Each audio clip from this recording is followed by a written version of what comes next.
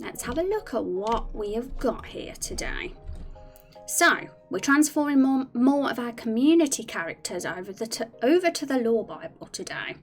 That's what we did last stream. We started doing that. That's going to be a really handy job because we're going to be getting rid of, where are we? We're going to be getting rid of the image-based character sheets to have them as written format on the Lore Bible. Just make everything easy when it comes to updating the characters. And adding more stuff to them, fleshing them out, and keeps everything all in one place too. And I've already done the first 6 playable characters now, and their images are up as well. So if we have a peek, oh, not that one. Characters.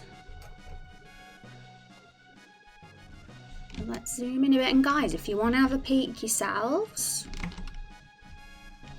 I've got a command for the Lore Bible, ! Lore. So have a click and you can look too. So we got a character section, and this is what we're working on filling out. We've already got the barrels all in here. Those were in there a while back, so they're done. I'm kind of keeping track of it on here to know who we've done and who we haven't.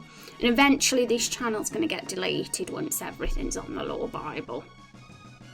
And playable heroes, so Rose is there because she is a current in episode 1. And we've also got future episode 1, 2 or 3 plus.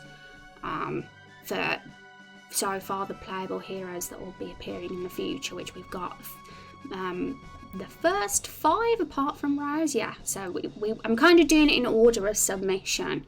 That's how we'll do it. So we've got the next playable hero is Release, which is Master Emerald's character, but we're going to do the very early NPCs that were submitted first. And then go back to the playable heroes that were recently submitted.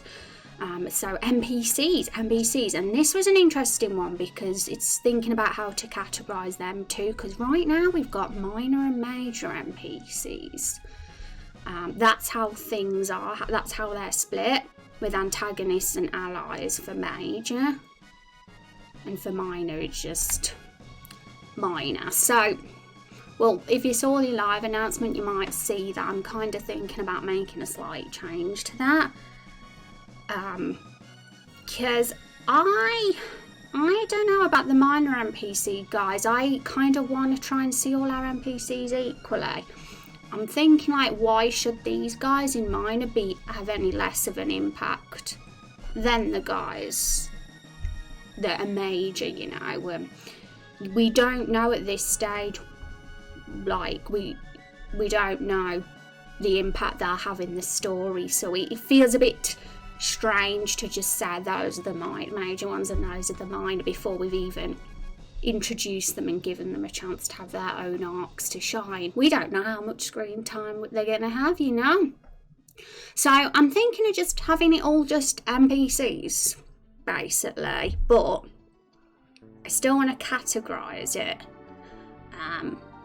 so that it kind of splits them up so we don't have just a big lump of NPCs that we can't keep track of. So in my opinion, my first thought was the best way to categorise the NPCs would be to split them into types.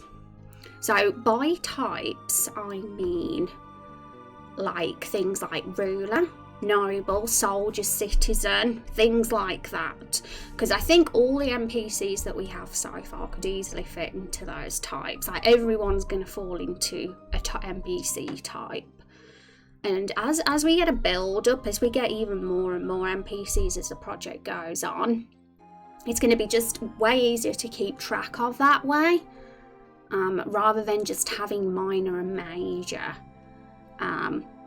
The antagonist and ally thing was also an interesting one to me, because it's with the way our game is, the alignment is going to be based on player choice. People who might be antagonists might be on your side if you've made certain choices, and vice versa. Some of the allies might not. So I'm kind of thinking of scrapping the ally antagonist thing as well. I mean, not completely, I think to a certain degree on the profiles, having it like, let's click one of these guys to show off. So we have like a table here of like, you know, what they are, and that we could always have like alignment colon with what they are, but like say something like initial alignment or something like when we first meet them, because no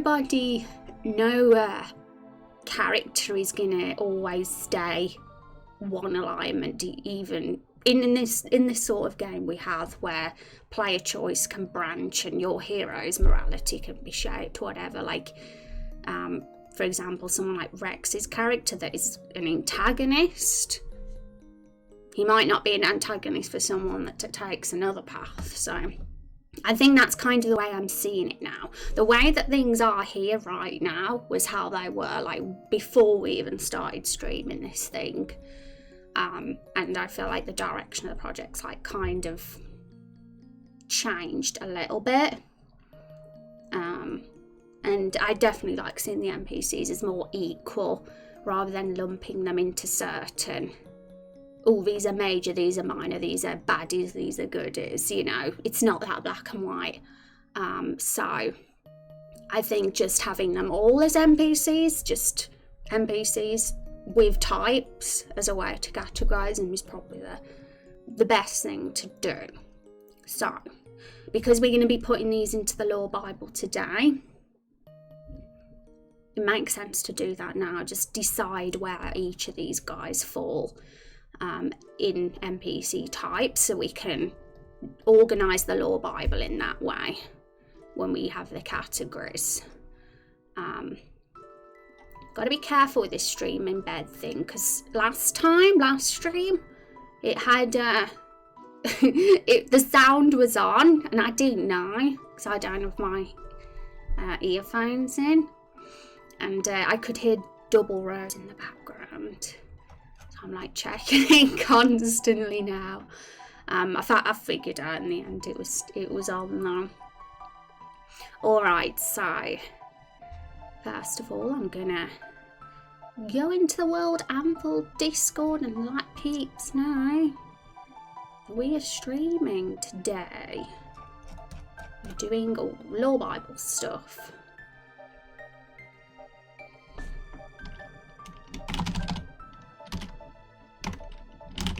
We're adding character profiles to our lore Bible today.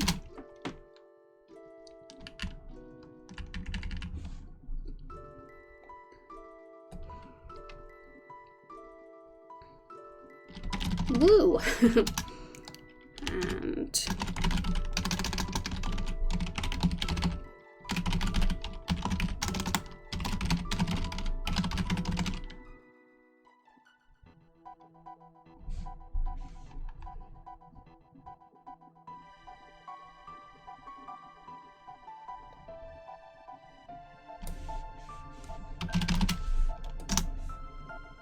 there we go. Hi, Pooh. Okay, so obviously with playable characters, they're not going to be classed as types because they're kind of unique in the way they have their own class. But so that kind of distinguishes them from each other and gives them their own unique thing. But the NPCs at the moment are all like, well, who are they? Without when we don't click on their character sheets, we don't know who really they are apart from antagonist and ally. So I think it's going to be cool just to categorize these guys a little bit better. And of course the character forms for anybody that wants to fill in character form submissions in the future, who gets the 1000 raindrops, they're going to be adjusted too. They'll only be the choice of 2 forms from now on. Not the moment, I haven't changed it yet, but we can always go into the website stuff and do that today too.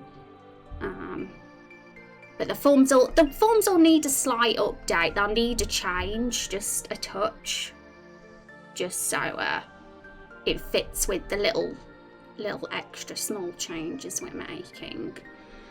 Oh my goodness, hi Zeppy. Hi Rose, how you do? Hope you're doing well these days. Long time no see, my friend. How are you? How are things going? It's good to see you. Thanks for stopping in. I'm doing all right, you know, doing the best you can in these times.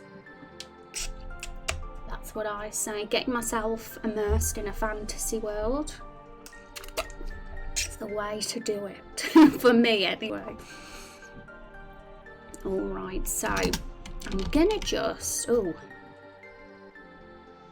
I've got a notepad file up, folks, and it's gone messy. Let's get the to-do file thing up for you, because the to-do source I have on my stream is actually the notepad file, and we've got it's a little bit messy, so we're gonna just tidy it up.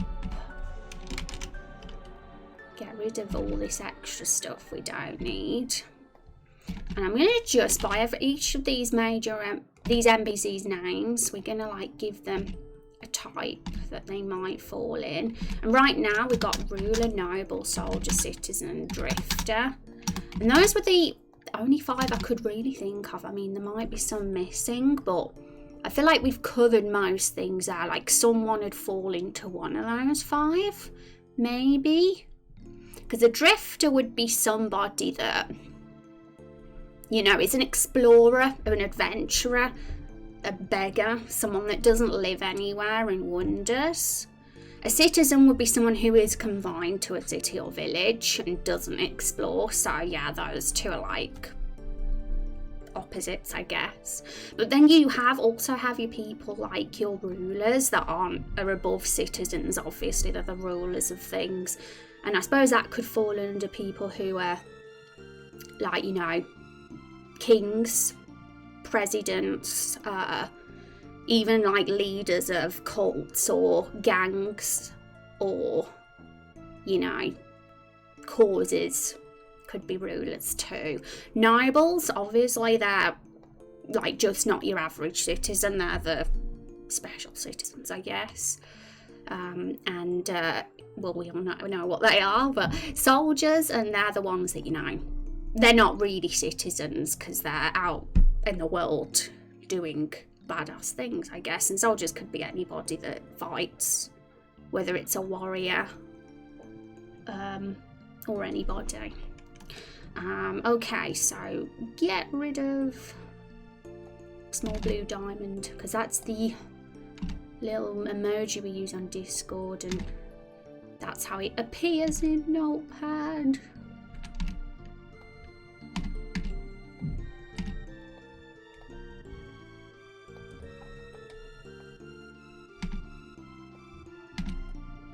Glad to see you like the portraits. I was really worried about that. Of course not, they're fine. I compared them to the rest of the characters' faces to make sure, but there's nothing really to me that looks like they don't fit with the style. They're pretty much there. The only thing was, you know, the ears of Winter. Like the fairy ears are different to the elf ears. They're just much longer. And it kind of like gives the fairies like one of their unique features, other than the wings, of course. Kind of distinguishes them from the elves a bit. But yeah, I like them. Okay. Yeah, I think most of these are tidy. I don't really think we need the extra text. We'll just have the characters' names. I think that'll just make it easier. It's confusing seeing all the text.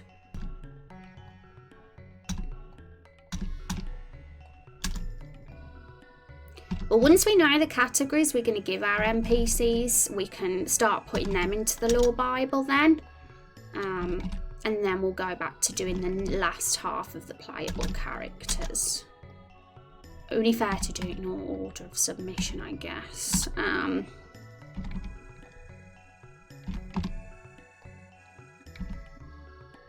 But this is a very handy thing for me to do right now because it's one of those jobs that we've wanted to do for a while, but I've been delaying to focus on the game development. But right now, in terms of the game development, I'm on the RPG Maker support forums trying to sort a few things out.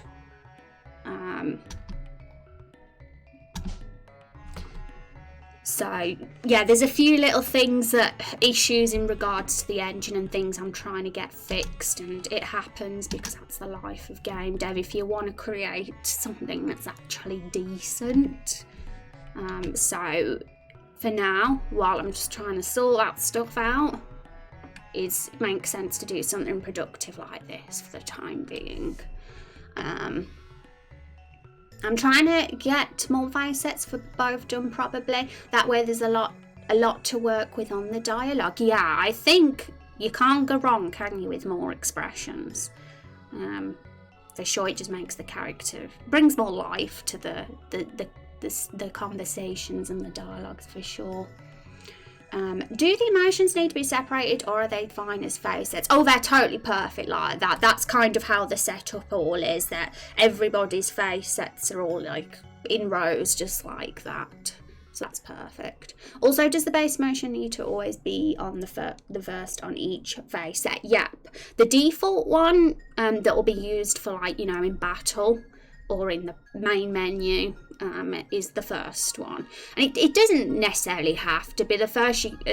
I can select whatever I want to be the default, but it just keeps things orderly, I suppose, to have that format, so to not get confused. Video keeps lagging on my end. I'm going to get back to work. Glad to see you doing well. Have a good day. Oh no, silly screen lagging, but thanks for stopping in, being Zeppelin. You have a good day too. What does a face set need to be like? I can show an example. Like, it's literally just how RPG... I mean, I know you have RPG Maker MV Van. It's just your normal face set grid. As Radu says, 144 sized face in like a 4x2 grid. But if you want more expressions, I think it lets you go over the 4x2, doesn't it? I think... you can extend it, but it's really no biggie. Like, even if it was wrong, the grid, for example, it's an easy. It's like a few minute fix to just get the faces in the right position if necessary. Compared to some of the stuff I'm doing at the moment, it's a piece of cake. That would be anyway. Trying to do some pretty ambitious stuff in RPG Maker right now, guys, and I'm one of these people that I'm like, well, I'm not giving up now, but I'm not gonna say what it is just yet, because I might not ever get it working that way, because the engine might be too limited. But I'm attempting something in particular. It's just something small that could make the immersion at the game a touch better. That's your clue. Alright, so we're getting rid of them, guys. We're getting rid of antagonists and allies. Goodbye. And we're getting rid of minor NPCs as well. So now we're going to see everybody's NPC as an equal. And we're going to categorise them in one of these. I mean, we can add more if we want. We've just got ruler, noble, soldier, citizen or drifter, but I'm wondering if there are any missing that we should really have here. I mean, I think we covered them all with those five, but we'll soon see when we look through their sheets and judge them.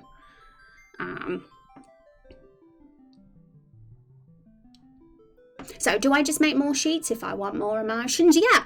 As long as the face is 144 pixels, that each of the faces, expressions, etc., you know, you're all good. You're all good.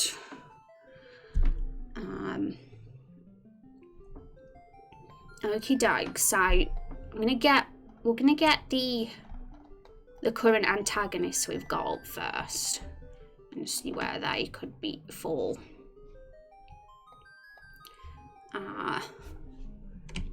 So I think you guys can't see that because I think the notepad file's in the way. So I'm gonna just move it here for now. I don't think you need it. we don't have anything written in the far right, so it's good to find to cover up. Okay,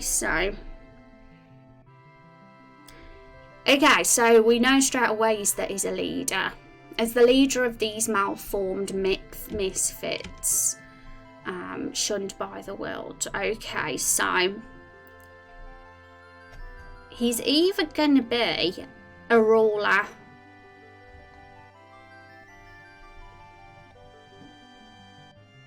soldier, or a drifter, I guess, but we're going to have to just pick one. And I guess ruler sums it up for me. I mean, correct me if you see them as anything else, especially Rex, of course, because it's his character. So if he sees himself as a different type, then yeah, totally challenge me on that part. But yeah, it was this second sentence as the leader. And leaders and rulers are basically the same thing, right? I mean, let's define them both and see the difference.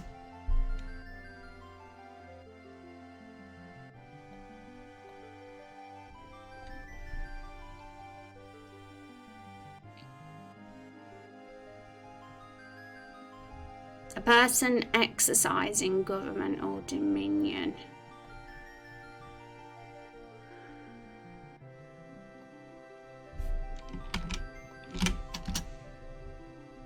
Control.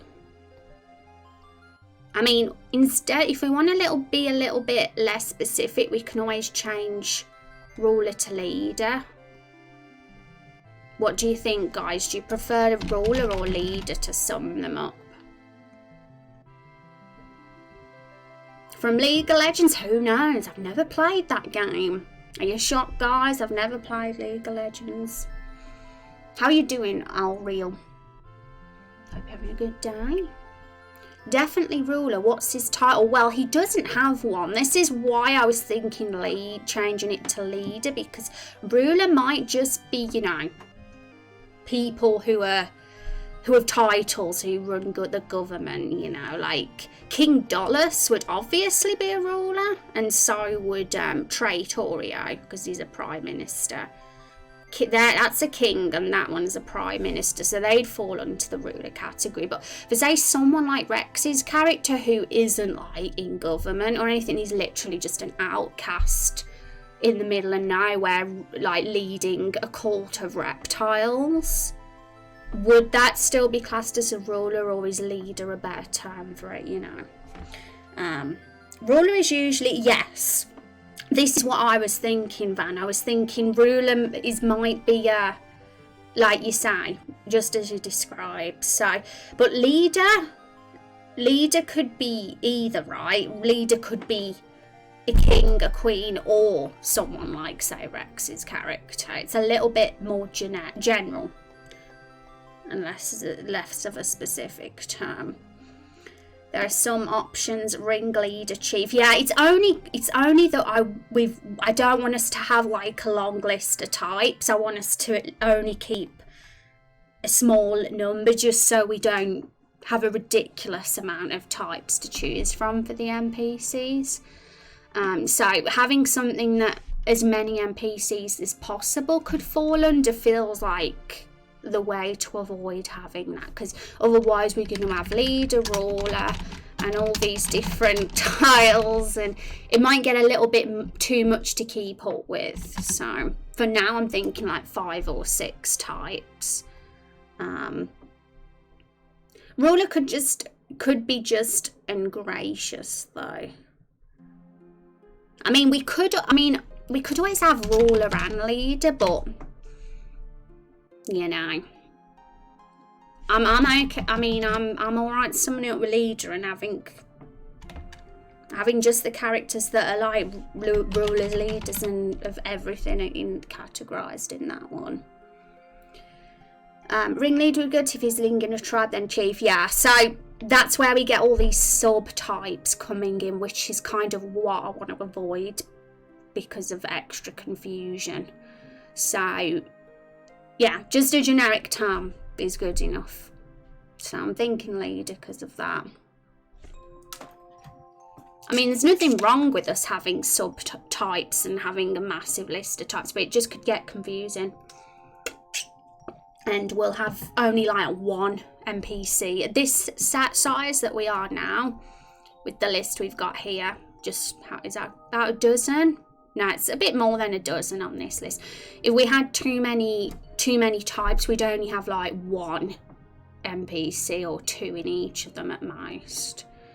And it just look a little bit messy on the lore Bible when we open up the characters section. I mean, when our game gets bigger and we have more NPCs, then I think having more types and going into subtypes like that just for a bit would probably be smarter then, because then we can split them up and it'll split them up a bit more. Yeah, for now, it's only because we've only got a small amount of NPCs in the game at this time. Say if our list was 5 times as long as this, I'd be very inclined to be like, yeah, we need to have more than just the 5 NPC types. Because, hang on a sec, we need to make this longer. Because, yeah. But for now, we'll just be generic about it. So, Cheeks, which his name is Bocco now, which I think is how it's pronounced. Chub wanted a name change, which, you know, Chub's character's not in the game yet, so it was okay to change the name. And this is what I mean about updating the character image sheets. It would have been a pain in the butt to just update that to that, but on the lore Bible, it's much easier to just make slight changes and additions. You'll summon me, I know, right? And Chub Cheeks' character, once we put him in the lore Bible too, I'm going to give him the wings, because at the moment he doesn't have wings, and we want him to, don't we? And we'll do that to the stream avatars one too. So what is Bocco then? I'd say he's a leader too, right? Because he's the one hiring these minions to do his job for him so he can get rich from raindrops. So out of all these 5 types, he probably falls under leader too. Or could he fall under soldier? What would you vision him more as, Chub, a leader or a soldier? I guess soldiers are not at the top of the rung, are they? Soldiers are more middlemen. There's always more of a big guy above them if they're a soldier, someone whose orders they're following, whereas leader definitely is like the higher level. So it's whether he's got people he's following orders from, or if he's the one leading his mission, which I believe he is. He's the one who's telling people what to do. It's Welsh for cheeks, yeah, it's awesome. Well, you can always have a section called people in charge. True, though leaders somehow some set up properly better.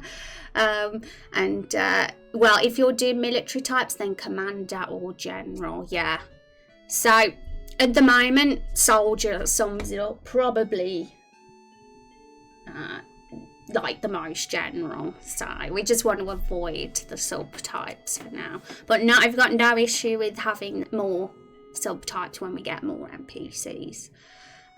Could be a knight though. Knight could have his own lands and army. True. But honestly, knight is a soldier, right? Or am I wrong? Because it's obviously very important to make sure the definitions are right. But I saw it as anybody who is a warrior or a knight or someone who is in the service. A mercenary even is a soldier, or am I wrong?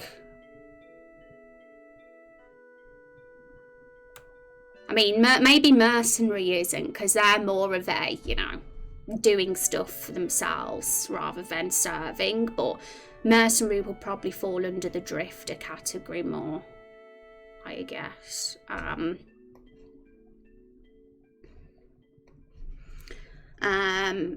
Who is a vessel, who is Baku's king. Yeah, we don't know much about Baku right now, though, do we?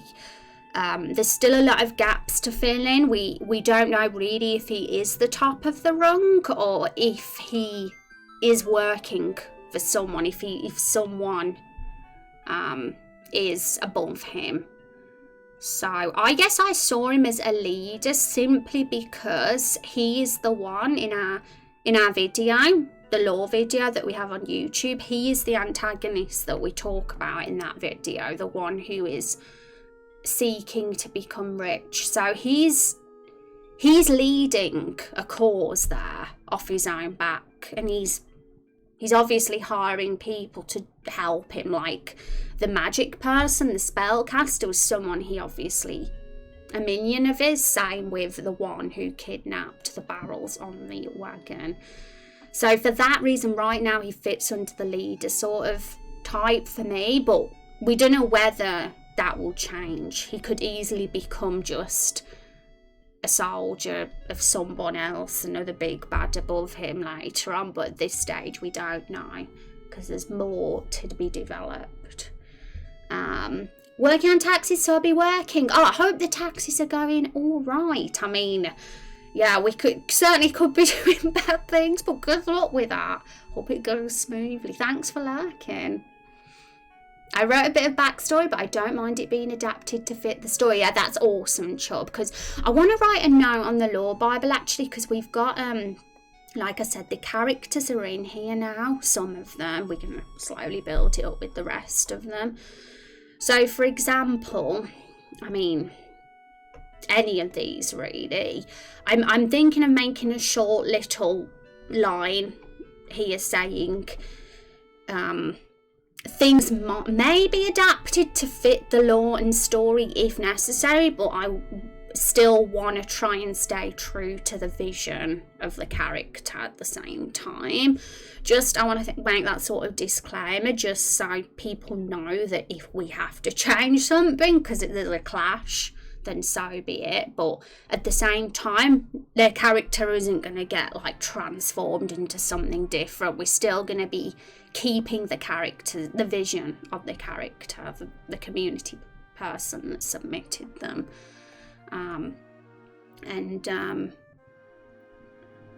So yeah, as Chubb says, is basically ideal and kind of how we go about things.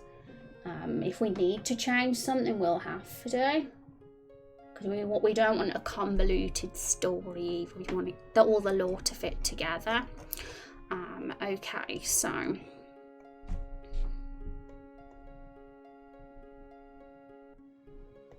right now I'm going to put Boko as a leader too, but these could all be subject to change, you know, so I'm going to just put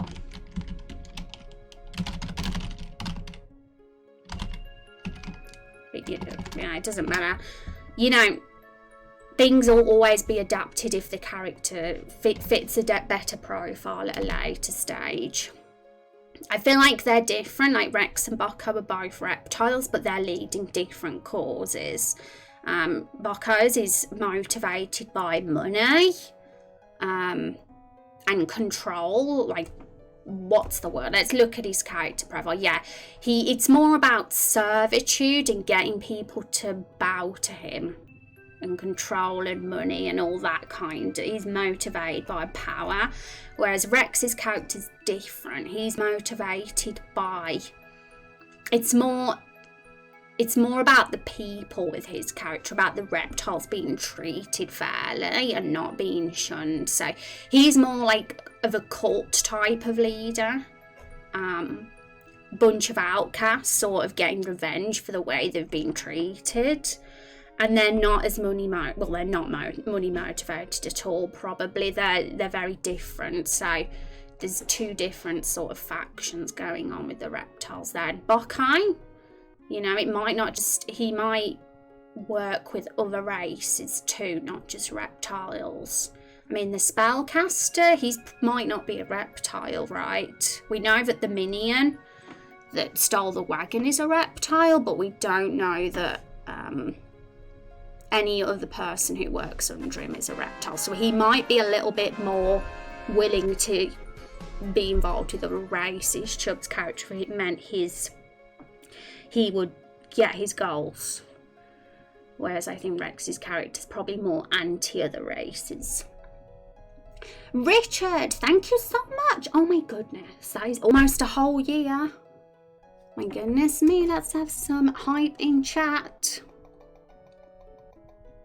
How are you doing, Richard? It's good to see you. Thank you so much for the support. I appreciate it.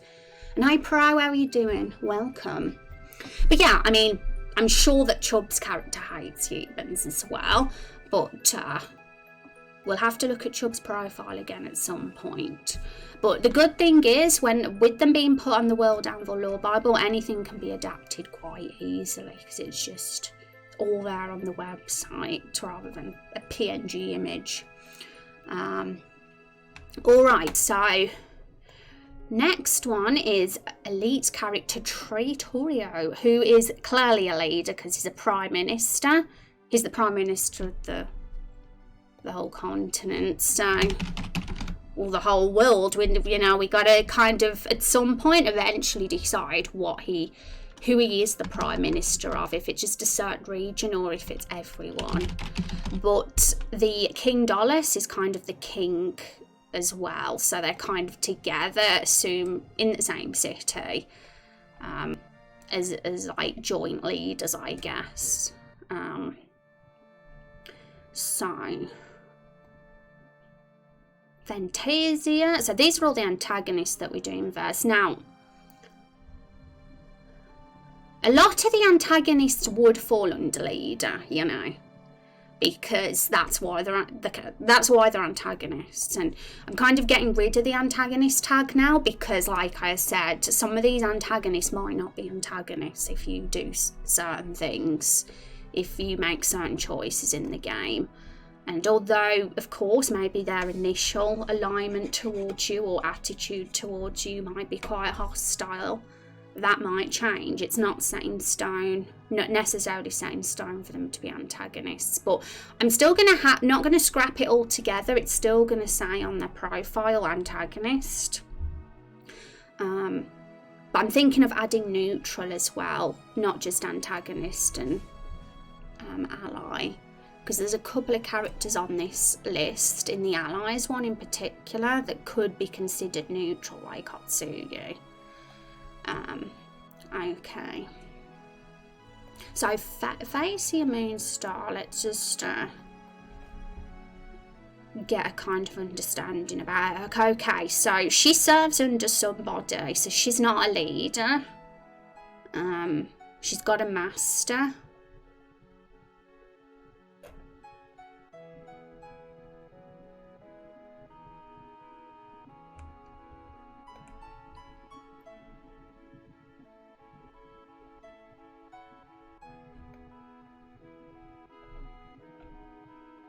So I'm kind of seeing as anybody that serves under them, under the soldier bracket. And now I don't know if soldier's the best word, because soldier might just be, you know, a little bit, we might want a more generic word for people who serve under people.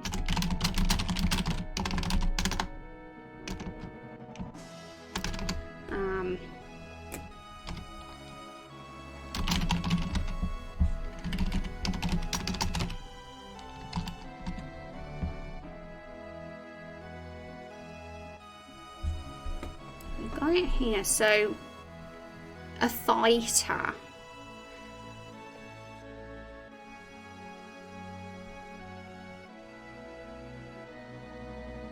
A fighter isn't necessarily someone that serves under someone, though. They can be anybody who just fights.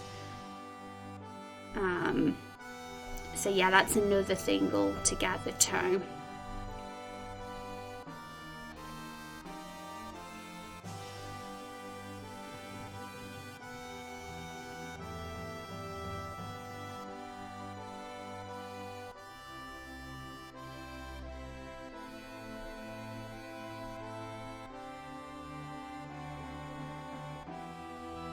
But yeah, she could easily fit under there with the fact that she's clearly the character sheet says that she serves under somebody, so that's why I'm giving them the soldier tag. Right, Lobos, so he's an outcast.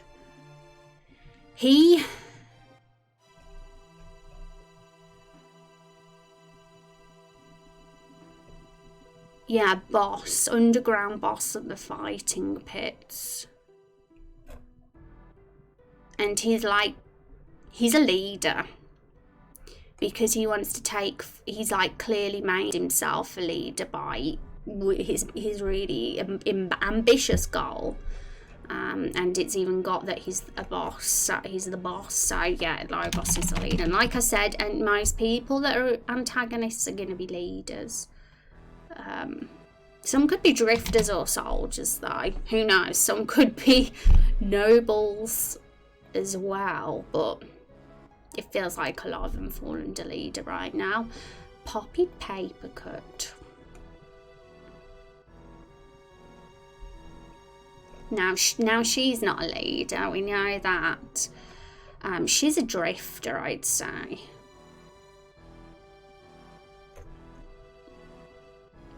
Definitely a drifter. We've got no place to call home, which I think definitely puts her in the drifter category, but because if she was a citizen, she'd be she'd have a home. Anybody that's clearly from somewhere and living somewhere would be a citizen, whereas someone who wanders is more drifter. Okay, so Neffel. Now we haven't got Neffel's character sheet in here because it's over on the Google Forms because he's one of the new submissions, which means he doesn't have a character sheet. So we're gonna go on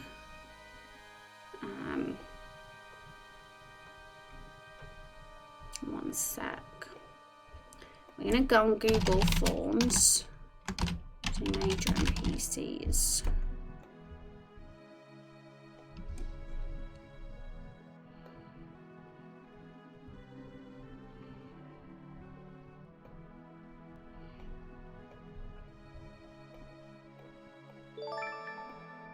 Thank you for the follow, DM Stretch. I appreciate that. Welcome to stream. I think Ringleader works there. Yeah, Ringleader's an interesting one because we got leader. What's the difference between ringleader and leader? Because they're basically the same word except ringleader is ring in front. So, you know, it's just ringleader wouldn't work for someone like Traitoro or King Dollars because they're just leaders or rulers, should we say. And it's only because we've got so few NPCs at this stage that having too many types is going to just spread everybody out too much. And, it could be too. We don't just want one person in one category right now. So I'm just kind of trying my best. It's a challenge, but to keep as generic as possible. So as many people as possible can go into these categories right now.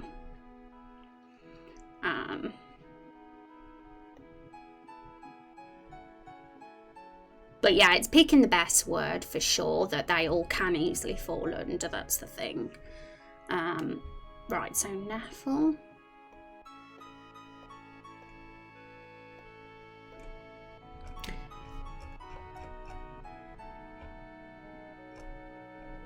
Right, so he's the masochist. Well, not really, because he wants to inflict the pain and suffering on others, not himself.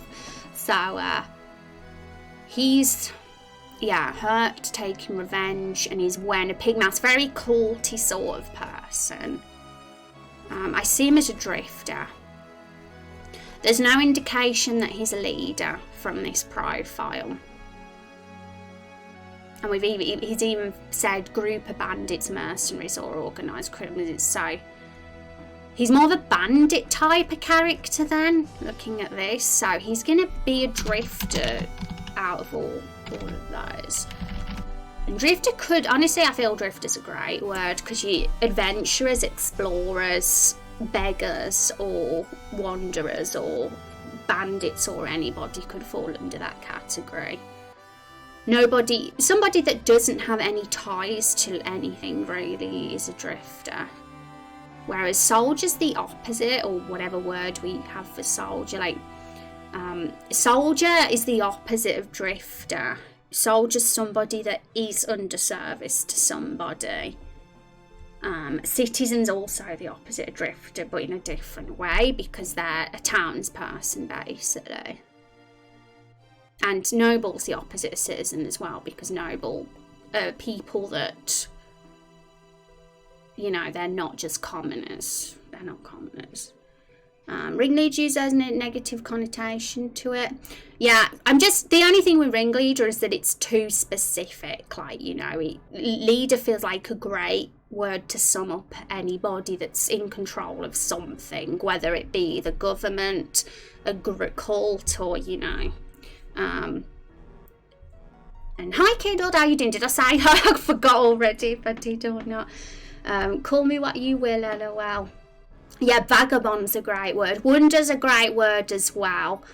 Drifter, I think, sums up everything quite well, and it's nice and sweet. Short and sweet, should I say.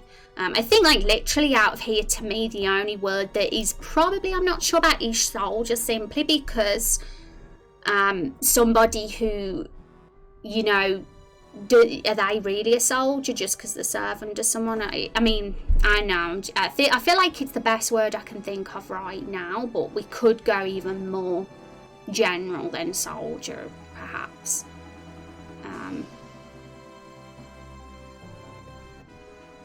Wow, it's very noisy right now in my area. There's lots of, like, construction and noise going on, so I just hope my mic can't pick it up, because whoa, it's loud for me. Doing pretty good. Had surgery last week and I've been recovering well. Oh yes, so you mentioned that, and I was like, I hope that you get better soon, because it's nothing. I mean, I enjoy sitting down on my butt and being in bed, but I wouldn't like to be forced to do it either. So I hope you feel better. So kiddo. Didn't hear a thing. That's good, because I always get paranoid. You know, when your house is noisy, you think, oh, is this noise? Can it be heard on stream? And line from Metallics and song. Oh, is it? That's awesome. What about recluse? Recluse could definitely be one too, but we're just avoiding having too many types right now so that we don't spread ourselves too much, because we only have a small NPC list at the moment, so we're going to just keep to just like a few right now, but probably have some categories in the future maybe. But Siobhan, how are you doing? Welcome to the stream. Hope you're having a good day. So now we're on the next group. So these are the allies. So we'll get their character sheets up now and see what they could fall under. So we just what we're doing right now, we're just making some little slight alterations to how we organise our characters that have been submitted so far. Because right now we have major and minor NPCs, and I'm personally not a fan of major and minor anymore, because I think we kind of not.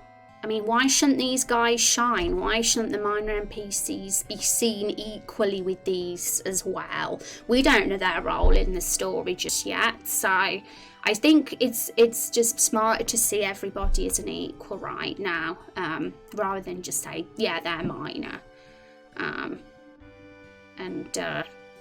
So that's why we're doing types now instead of that.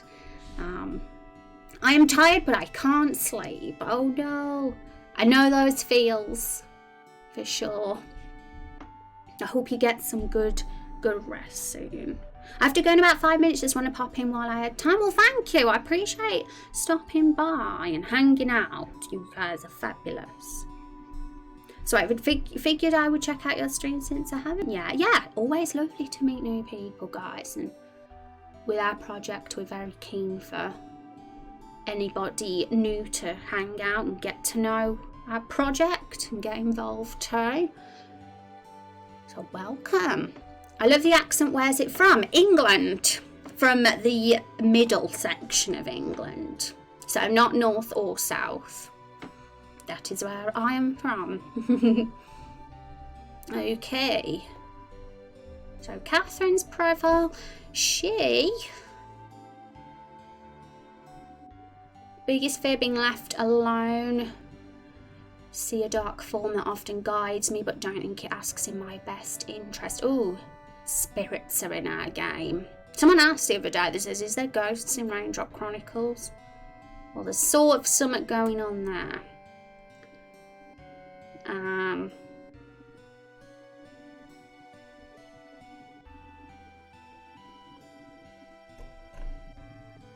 Okay, so I think she's a drifter because she's an ally who seems to... It's very open, this character right now. She could fall under... honestly, she could fall under noble citizen or drifter. We don't know her background though, or her family. Judging by her the outfit we've given her, she's not noble.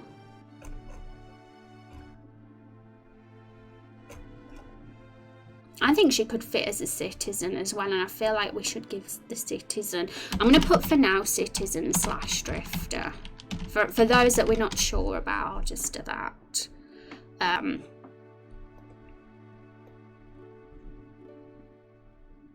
from Norfolk. Oh, cool. More UK peoples. Father is from Nottingham and grandmother is from East End London. Oh, cool, awesome. Yeah, I don't ever say what's... I'm never too specific about... most I say I'm from the middle of England because you got to be careful when you're on the internet, you know, about your location and stuff. So, yeah.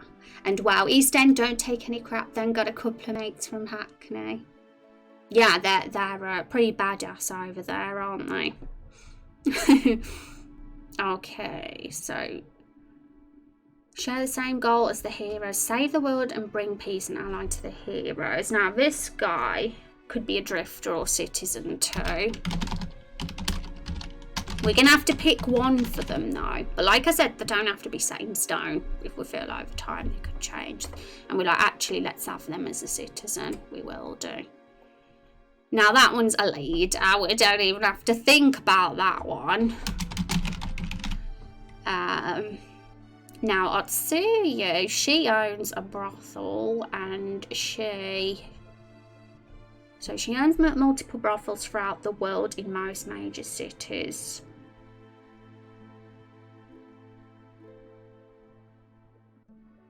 So we know that she's powerful and she's like a businesswoman. I'm just trying to figure out whether she'd be a citizen or a noble.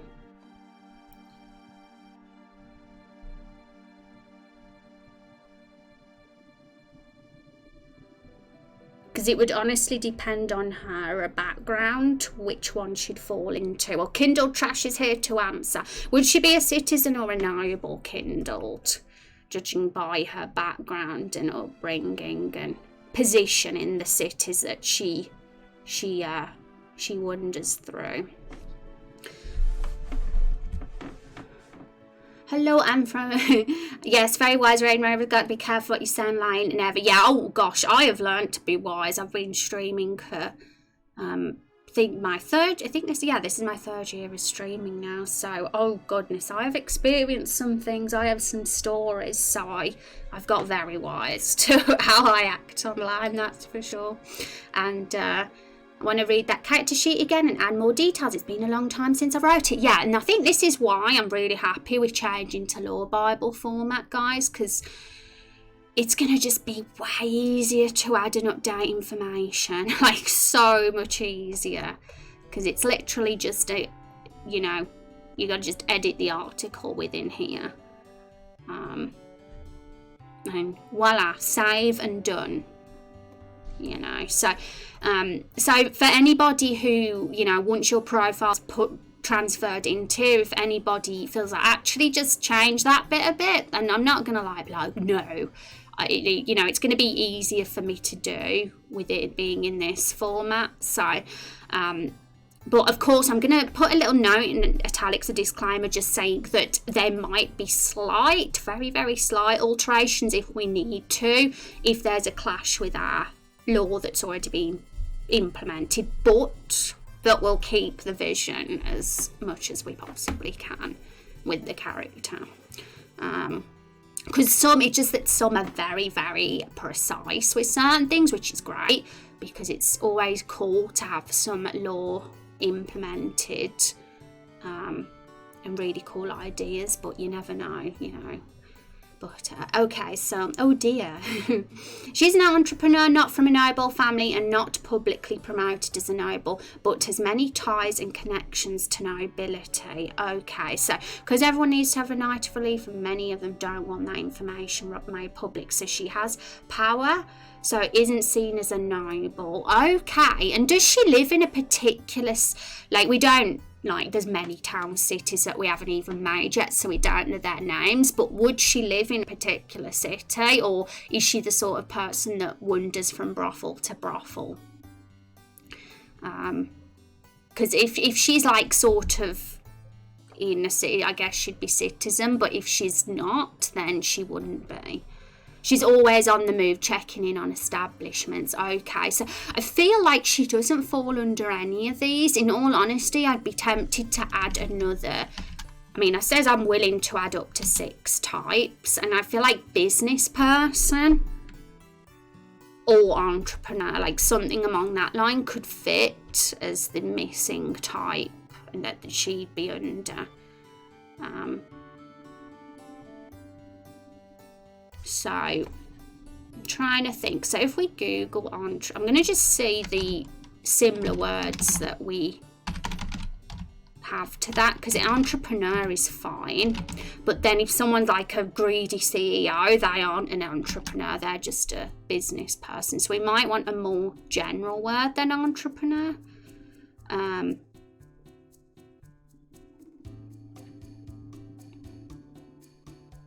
So yeah, I'm sort of thinking business person, perhaps.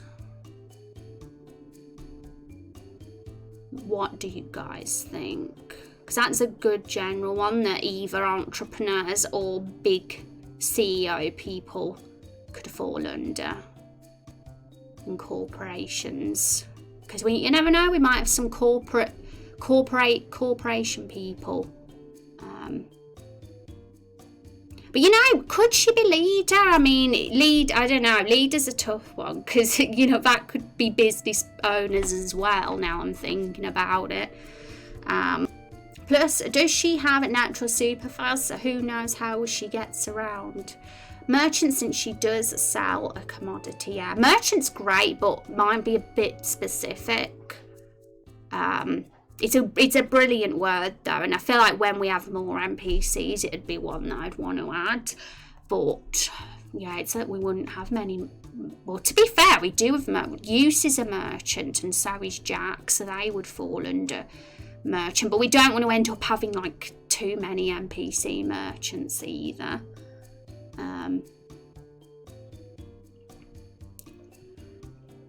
I feel like she has to sound somewhat powerful, you know, because she is like, she's a leader at the end of the day. So me saying that, honestly, I mean, if you feel like leader isn't the best word and you'd rather have business person summer up, then I would put that 6th type there, because I think it wouldn't hurt to do that. But out of these 5, leader, I suppose, fits the most for somebody who runs their own establishment.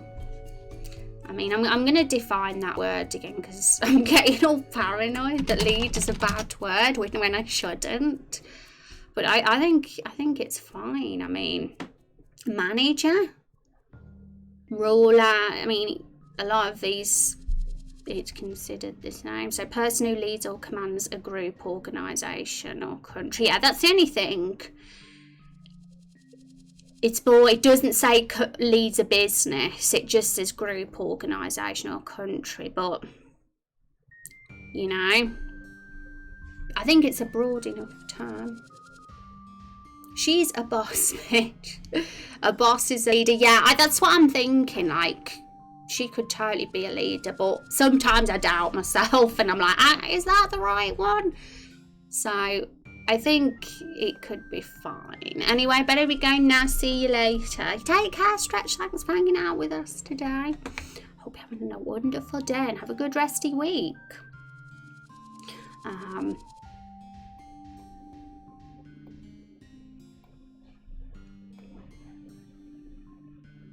Okay, so I've got her as leader. We are like getting a few lead ones, and if I do feel we've got too many NPCs under leader, then I might be inclined to split leader into 2 different types, but right now we're all good. We'll see how we go. We'll see how many NPCs we have in each category by the end. Oops, did I? Oh no, that's fine. Okay, so Kung's character, she is clearly a drifter. She travels from place to place. She's a forest person drifter. I'm going to have Joe Boy and Catherine as citizens because I feel they fit more under that than drifters, but they could change if we find out they're in the game and they're travelling from place to place more, then we could change it.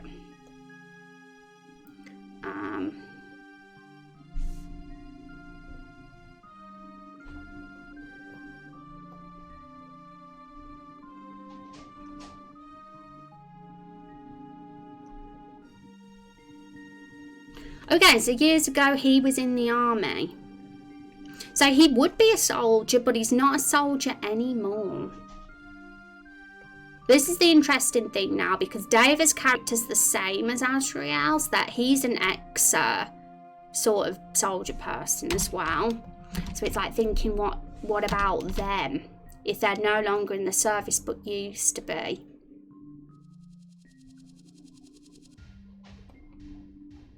Because I feel like they should be included in the soldier one, because that is still a huge part of their backstory and who they were. But I feel like something needs to be added, like something like ex-soldier, or I don't know. It's a difficult one, that soldier one. Especially when in regards to people, NPCs that are ex-soldiers. They're more confusing to categorise. Okay, so we have so many leaders. Who are going to be the followers? I know, right? I suppose like anybody that's a soldier, citizen or drifter could be considered a follower. Even a noble to some degree is a follower. So maybe they know each other and maybe they are on an opposing side. That's a good story opportunity. Oh, which ones know each other, Mia? Gretch, how are you doing? It's good to see you. How are things going? How's your Final Fantasy marathon? They have to learn to not be... Yeah, and I really like the idea of getting like a sort of... all these character avatars on a big sheet and brainstorming their connections and who might know each other at some point. Because I think that would be pretty cool to do, like any ties or links, and then it'll be easier to figure out how to slot them into the story when we add new content throughout the episodes. The 2 ex-soldiers, yeah. So somehow, I mean, they will probably link, because they may have either been soldiers under the same kind of cause, or they could have been soldiers on opposite causes. That's something to consider. Everything's very, very not like in terms of what even the government are or what there is, we don't even know yet. There's so many gaps right now. Going well, thanks for the raid the other day, that meant a lot. You're welcome, Gretch, you're super welcome. Because different episodes are going to focus on different themes and different things. We might not even find out about the government until episode 2 and beyond. Because episode 1's we're in a very secluded area in the Everbloom Forest, and it's very out the way from what's probably happening in the main cities. So it's all kind of about, it's more about the kind of conflict and war between reptiles and humans in the Everbloom Forest, and other things going on in the world, you know, haven't been touched upon at this stage. So it feels a little bit premature right now to go developing things that are related to the big cities and more populated areas, but there'll be a time when we get to that point. Former assassin fits his backstory, which I still need to update. Yeah, so I'm thinking what would I mean, I feel like they should still go under soldier even though they're ex-ones, because it's just much easier for us when we're looking at the lore Bible to relate them to something easier. Like if we put, say, the ex-soldiers under Drifter, it's not like summing them up well enough. But when we click on their character sheet, of course, it'll be clearer that they're ex-soldiers and that, because it'll say. So Davis, so yeah, another veteran. Former member of the military, and he's now retired to a nearby mountain. Yeah, right now everything's super generic and we're keeping to either 5 or 6 types. So some of these might, you might think, oh, actually they might not fall under that so much, but they have to be categorised somehow, And at this stage, with this tiny list we've got, well, it's not super tiny, but, we haven't got loads of NPCs yet. So if we had, like, say, dozens of types, it's going to be too... The lore Bible will look too messy. Because it's all going to basically... Where are we? And now, guys, I'm going to give you the lore Bible link if you want to have a closer look. When you click this here, the folders, how it's going to look is it's all going to be in terms of folders. So where we've got playable heroes, the folders will be based on the NPC types. We'll have NPC, and then we'll have these 5 folders. So that's really the reason I don't want to go like overboard with type numbers at this stage, because we'll have like a ridiculous amount of folders. And that's fine if we had dozens of NPCs, but right now, we've only got a small group. Gonna get more sleep. Oh, have a good sleep. Hope it goes well. Hope you get some rest, because not being able to go to sleep sucks. Soldiers on opposite sides falling in love with each other. Have you ever heard of something romantic? It's like Romeo and Juliet. Yeah, and the good thing is, which is something I definitely want to consider with our romance system, because a lot of people seem to like it, is that characters that are romanceable in the game, if you don't romance them, they'll romance another NPC instead. I think it kind of shows that the world isn't all revolving around you. There's interactions and that happening, with each other too, and not just you, the hero. So yeah, for sure. There should be people falling in love with each other. Some of these NPCs could fall in love with each other for sure, or with even the playable heroes.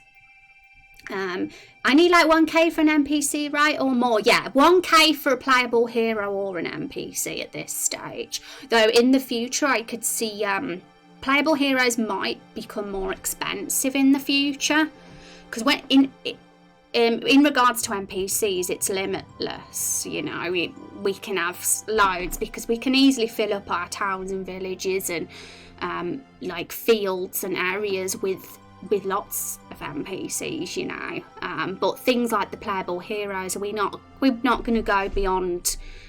We're not going to go too far, are we? We're not going to have over like 50 of those.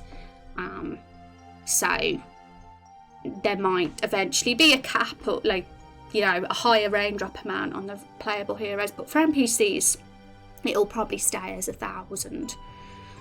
So yay!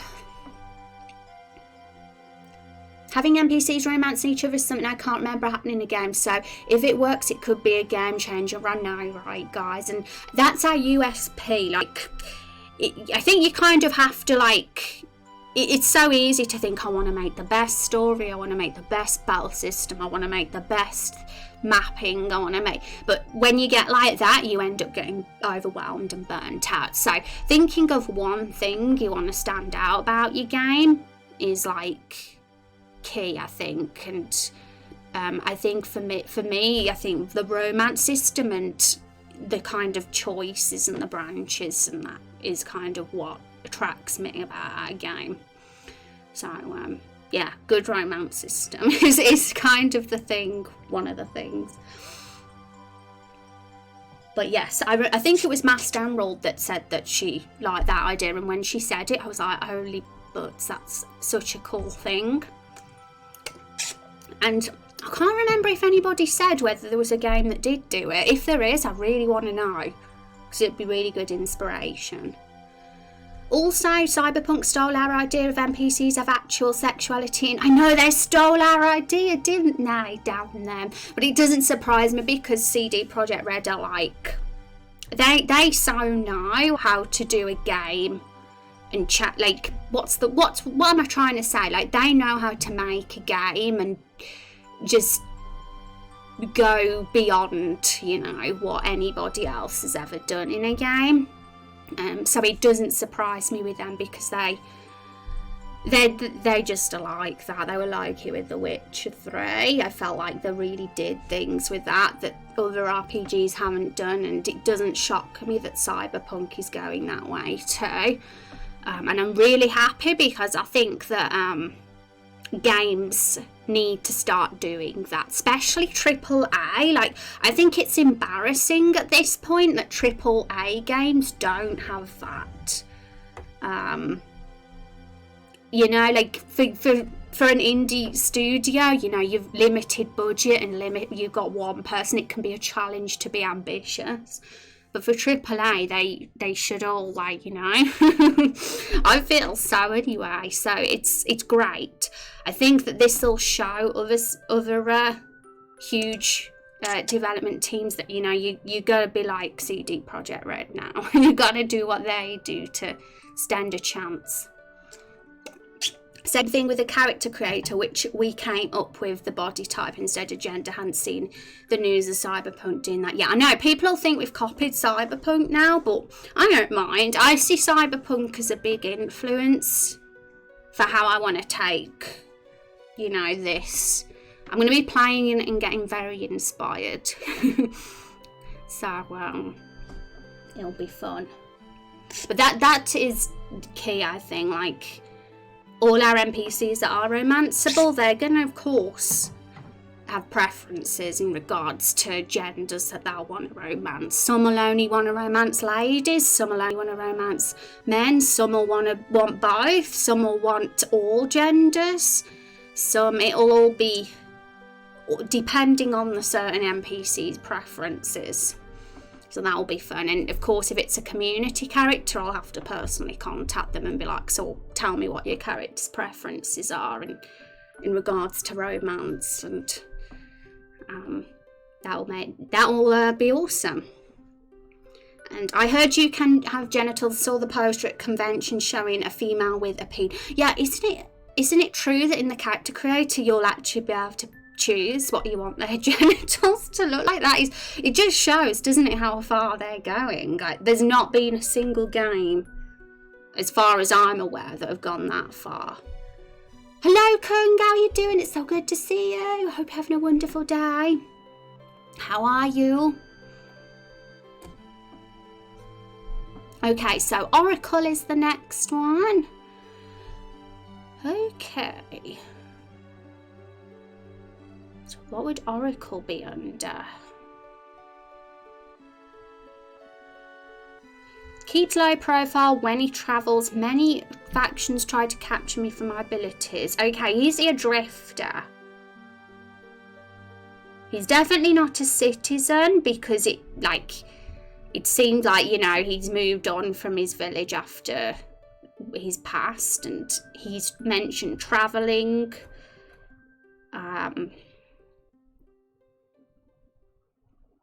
So I'm on first impressions, I'm seeing him as a drifter, unless he happens to be noble. We've put nobody here as noble yet, so I'm hoping that introducing this will inspire some of the community to have noble characters in the game. Jerez's character is noble, but Jerez's character is a playable hero, so that doesn't count. That poster was actually a source of... oh, was it? Yeah, I feel like, you know, a lot of things are going to be controversial in this day and age of the internet and social media as well. I feel like I have to be super careful. Like, when I write tweets or to put up the screenshots Saturdays, I'm like, should I really be writing this? I have to second guess myself sometimes, because I always get paranoid about internet backlash because of how things are now, but I don't think I'm doing anything offensive. I spoke with Holly, the influencer relations rep, about it at Twitch London last year. Yeah, I remember something on the Twitter about that, actually. I do remember that. I think they're like really... I think what they're doing is very good. I think it's really something, you know, to be introducing things like that in a game. It's not been done before, and I'm hoping that others can get inspired by them for their character creators too. Before it was labelled as choosing male female, now they updated it so it's just body type, and you can mix match all the females. I can make a female body with a male voice, male genitals, and no chest and nipples. Yeah, and it works much better like that.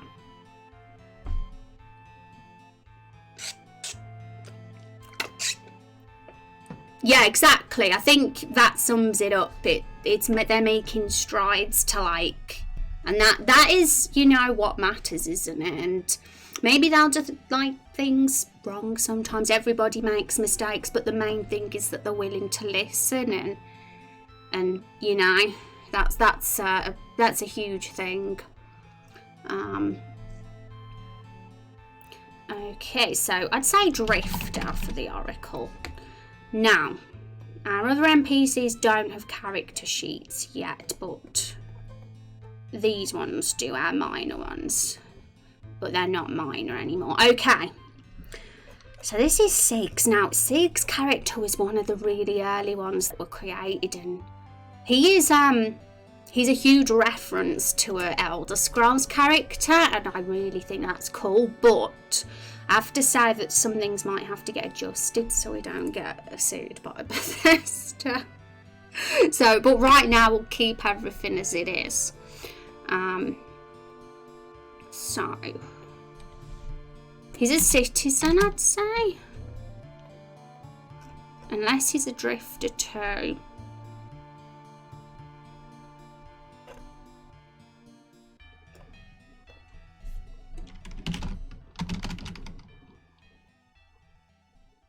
I'll say a drifter for now, but it could fall under citizen. Okay, so yeah, Lavender's clearly a citizen. Even got here that they their family own a large livestock farm just a short distance from the town. Great, so we've already got a farm in our game, and it's likely probably going to be the place just outside of Everbloom Forest, so this one might be making an appearance soon. Well, in episode 2, should I say, when we get to the next area. Hi Sympathy, how you doing? Welcome to the stream. You're making an RPG? I am indeed. Welcome to the stream. We are RPG nerds here, aren't we, guys? That's the thing. We have to be willing to forgive ignorance and not assume it's malice, even if we're tired of hearing the same old thing time and time again. I'd rather other people the opportunity to learn, but that's just me. I think that's like the perfect way to see things, and of course, like, horrible bigotry and is not acceptable in any shape or form, but people, you know, can be ignorant and be ashamed, you know, for being ignorant and wish to change, and be educated. And I think there's a huge difference between someone like that who makes a mistake and is willing to learn than someone who is just a bigot. You know, you can't put all people in the same box, can you? Yeah, that is very true. You gotta, and it goes with any situation, anybody that makes a mistake with whatever it is. We can't just cancel them. Like, if they've done something genuinely awful, yeah, they should be held accountable. But someone who's just made, like, you know, a small mistake. Also, I am a woman game dev, happy to find your stream. Yay, huzzah. Always good to meet awesome creative individuals and awesome creative women dev too, because we need more of us. We need more of us, that's for sure. Welcome to the stream. And if you want to post your work, we have a creative work section in the Discord as well, so feel free to. Nobody's forced though. I know some people's can be shy, but it's there in case anyone does. BRB, enjoy BRB. It's 2020. I think we've been letting things pass too many times. There's no excuse for ignorance these days. People, groups, companies, creators need to put in effort to educate themselves and try to do better. Yeah, for sure. Like, always do better. But some people can be completely cancelled when they aren't necessarily a bad human being and they made just a mistake, you know. But it's like CD Projekt Red with the issue Mia brought up that was completely, they were like ripped apart for it at the time.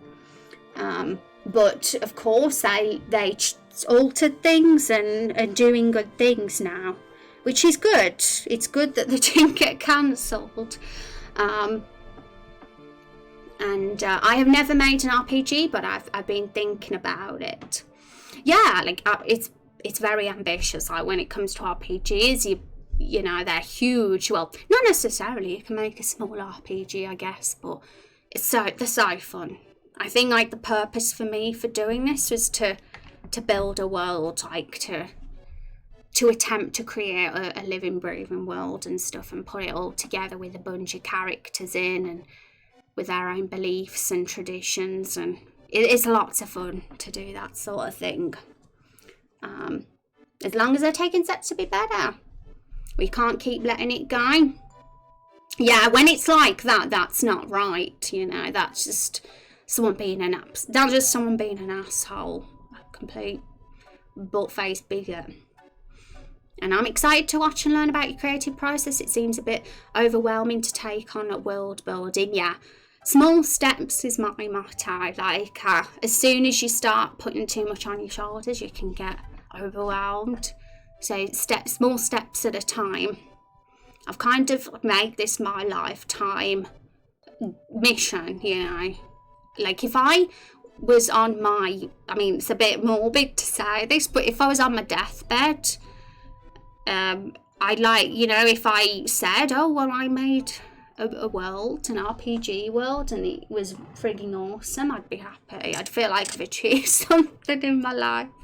So I'm not putting myself under any pressure to, like, do this in a couple of years, because we're gonna just get something rushed if that's the case, and it'll be messy. But you know, this is something that's ongoing. I see it as my sort of like career goal. So, and Twitch is something that's part of my life. So some people come in stream being like, when's this game finished? And I'm like, when I'm 80. When I'm 80. I mean, maybe not when I'm that old, but it's certainly not going to be finished anytime soon. Yeah, I'm working on 2 detailed defense games, so I might alert while I work on my game. Yeah, that sounds really cool. I'd love to see more. But yeah, we have quite a few devs that come and hang out and lurk as well. They've said that it's inspiring to hang out, which is a huge compliment that I help inspire. Okay, so now these guys, Use is a merchant and so is Jack, but I think they're different because I think he's going to be more of a travelling merchant. And this one's going to be more of a citizen merchant.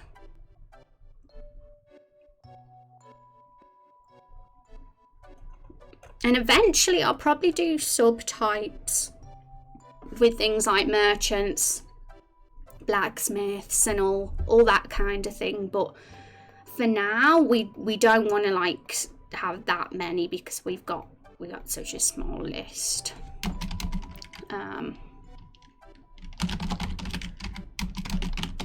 Yeah, because some merchants can be like within the city and other merchants can be traveling merchants. Okay, so Scaly and Winter are the other ones. I need to look at their profiles to know. And those profiles are in my inbox. So I'm going to have a peep. Yay! Hypoo Discord. Thank you. And I hope every game that lets you create a character allows you to mix gendered attributes like hairstyles, voices, facial hair, body types instead of just this is a female, this is a male, and there's no in between. Yeah, I think things will start going in that direction from now on. I can see that happening, especially because Cyberpunk are doing it. A lot of studios will follow that as well. Well, I might be being a bit optimistic saying that, but I could imagine it going that way. So I guess only time will tell. Won't own it when more games come out in the future, more RPGs. Because are there any more RPGs on the horizon other than Cyberpunk with like super like character creators? Because I can't think of any right now. Seems like there hasn't been any for some time.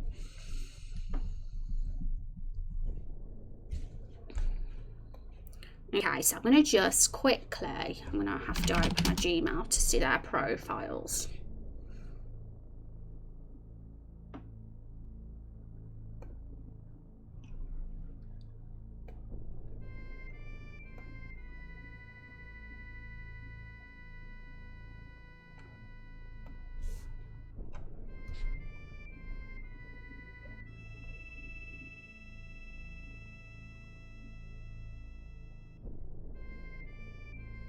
Okay, so Winter's a drifter because she lives in the forest. And Scaly Star.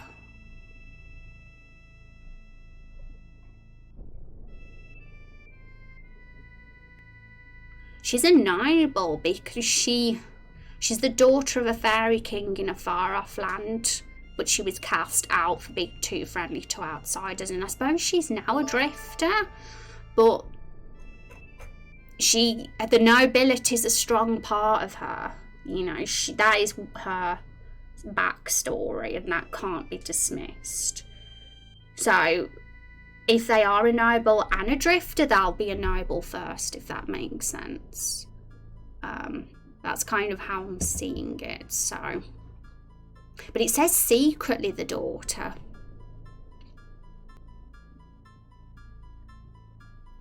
Yeah, even though it's a secret, I don't know. It can be a little bit challenging actually. Thinking, oh, okay, so where do these ones fall if they're secretly noble? Because I kind of like to categorize them as that because that is what they are. But at the same time, if it's a secret, how are we gonna organize it? So we don't have a noble in the game just yet. That's the thing, though.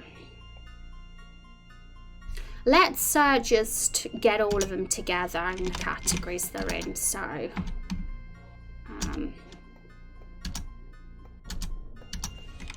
going to put all the leaders together. That way we'll be able to get a better idea of who we've got in what.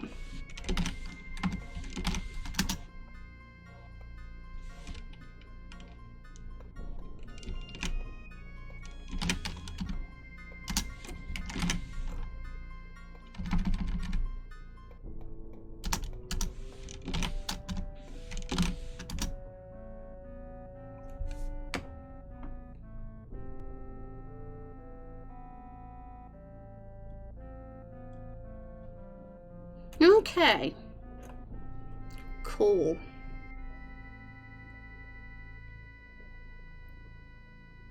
It takes one large entity to take first step to get everyone to start following. Cyberpunk is taking a very step forward. Yeah. So let's be hopeful that that'll change things, because they're a huge game. Like it's going to be a humongous game, potentially game of the year. So the fact they've got so much, like, you know, people are going to pay attention to them because it's different to us. See, if our game does it, we're a small, tiny, unknown game. It's not going to make much of a difference, but with Cyberpunk doing it with how huge it is, it'll certainly make a difference. And Vagabond, how you doing? Hello, fellow RM developer. How goes the project? Welcome to the stream. How you doing? Thanks for stopping by. Always good to meet more RPG maker peoples. And we're going good, aren't we, guys? We're doing a bit of lore stuff lately because it's a nice break from the game dev. We need to get our lore Bible updated. Got a few little, you know, troubleshooting things going on in terms of the game dev, so I'm solving all those issues off stream at the moment. You can't do a game without getting that. It's just part of it. It's just always going to happen. Seemed pretty balanced, cool, Sept of Noble, of course, yeah.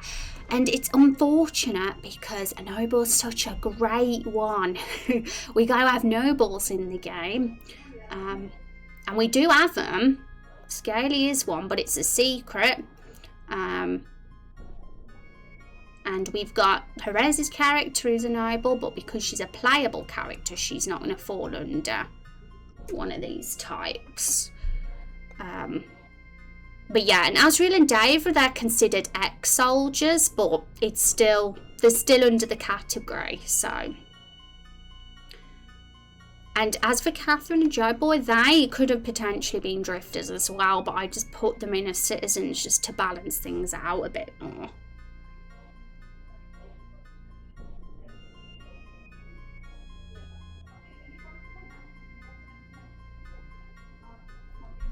I see characters defined by the community, very cool. What's the actual project like? Yes, like if you're a regular in the stream and you've earned enough raindrops in the stream, you get to submit a character.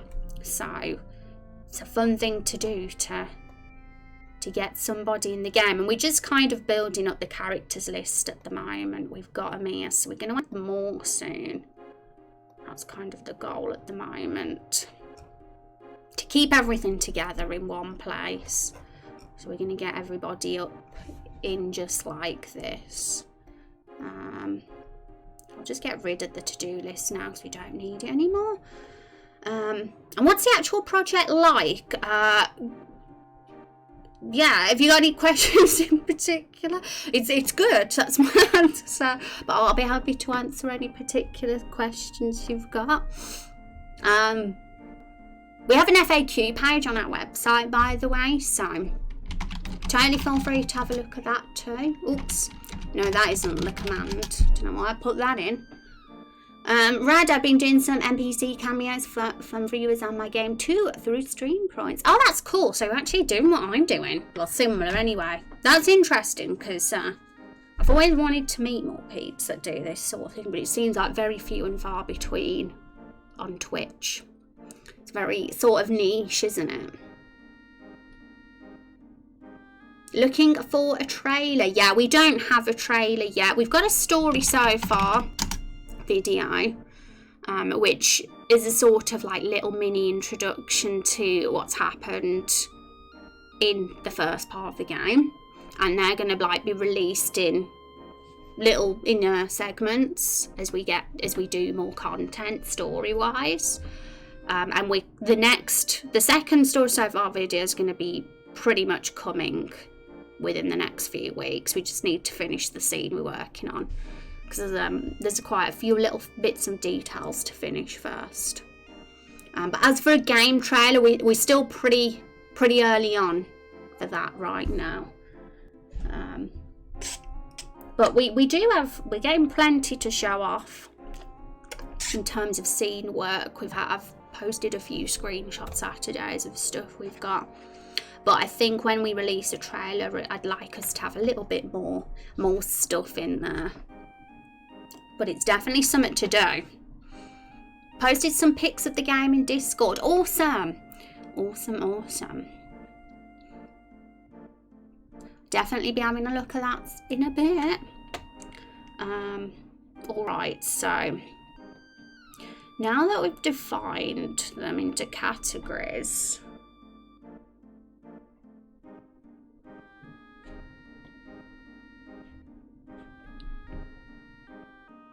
I've got it in my notepad file, so I'm going to keep this here.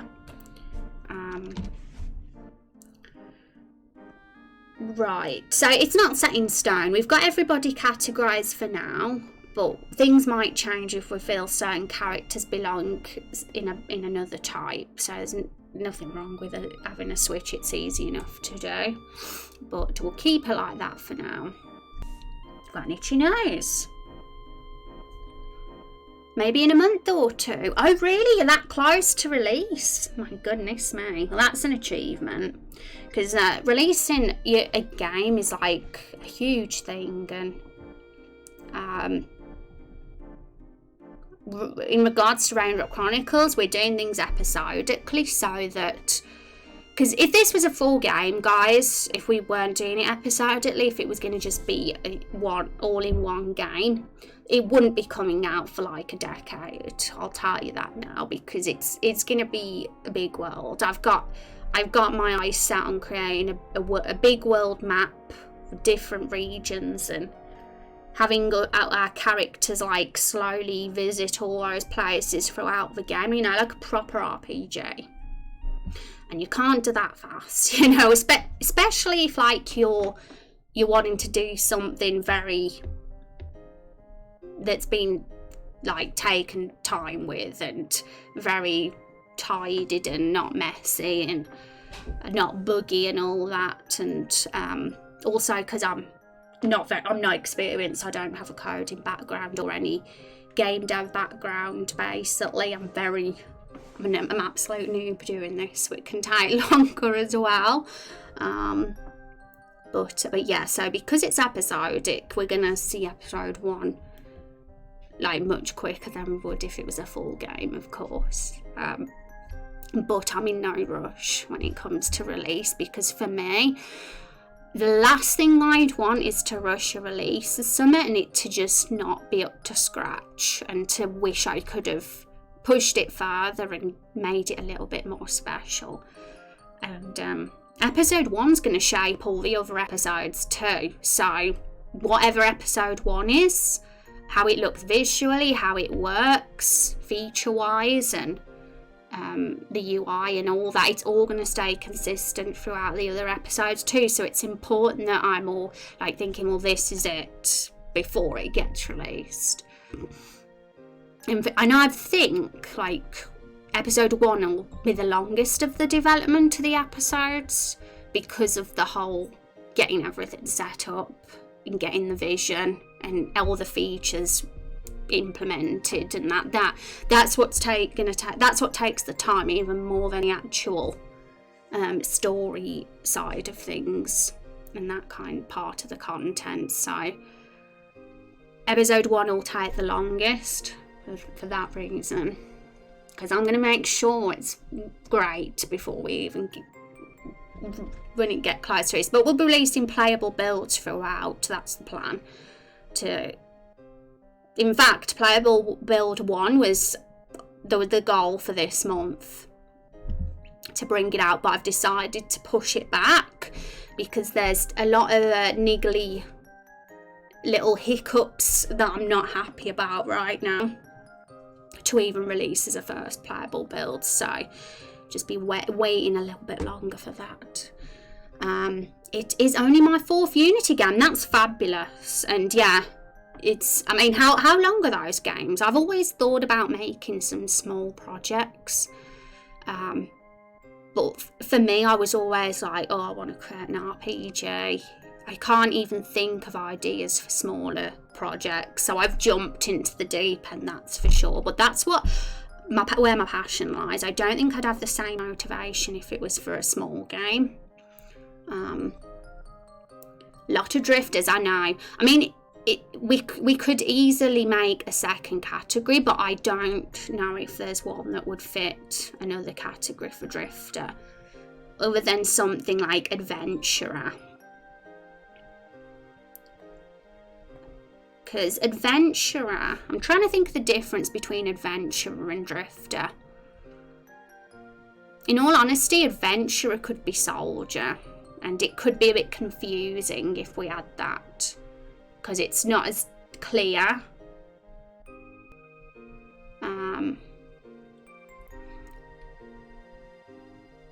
Hi Hunal, how you doing? It's good to see you. How's the bomb design? Bomb? Don't sweat not having a background, you gain it over time. Well, yeah, I certainly don't sweat about it, because in my opinion, you don't need one. People self-teach, you know, and that's very possible. You don't even need to have studied it or anything like that. It's all about experience. And I'm teaching myself as well for the code. It's not too bad. Data, exactly. Self-teaching is the way. And with RPG Maker, of course, like it's a bit less scary because you don't actually have to have as much code experience. But I've even found with RPG Maker, you still need to know your way around it if you want to not have it be completely vanilla. So still you have to sort of learn something as you do it. And like my smaller projects are kind of not original, but I figure at least they help me learn. Oh right, so what sort of things are they? What do you mean by not original? I'm intrigued. Are you the one doing the scripting for this game? Well, the scripts are taken from plugins of creators from the RPG Maker community, because in all honesty, you know how I said the game would take a decade to come out if it was a full game? Well, it would take 5 decades to come out if I was doing the scripting and everything else as well. So you kind of have to decide what bits you're going to do and what bits you're going to get help for. Because you're kind of just putting a huge amount on your shoulders and it just won't get done. So, yeah, I wouldn't get it done if I was doing the scripting myself. I wish I was that much of a genius, but, you know, most human beings aren't. Like, that's why you get teams in a lot of the time. So, yeah. And that's true, you can teach yourself almost anything nowadays. There's so much info out there, yeah. We're living in the age of information, and I am very glad, because since I've been alive, the internet just exploded, and it's amazing to think that we can do whatever we want now and learn whatever we want by watching YouTube or something. I put them in the Discord, yay! And guys, feel free to have a little look too. We have a creative work channel. Feel free to look at people's projects in there.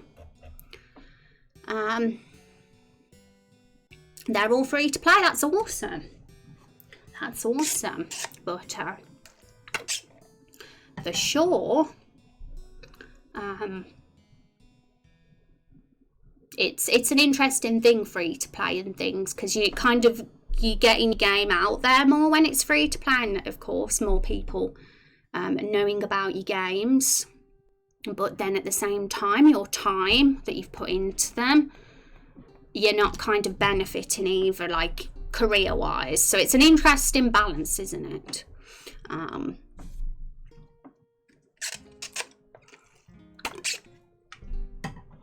Okay, guys, so I'm trying to think, should we do some profiles now? Get them all up in our lore Bible. Okay. So we've got a few characters. We've got quite a few guys. There's a lot of characters here to get onto the lore Bible. But we'll do... Who should we do first? I want to do them in order of submission, in all honesty. So I'm going to put a star next to the ones that were the early submissions, because those ones I haven't got the character sheet saved for. So they're actually the hardest ones to do. But with the later ones, I can just copy and paste the text. So it feels like I'll do the harder ones first. The ones that we don't have the PSD character sheets of. No, that one isn't. Azrael's was. Levels.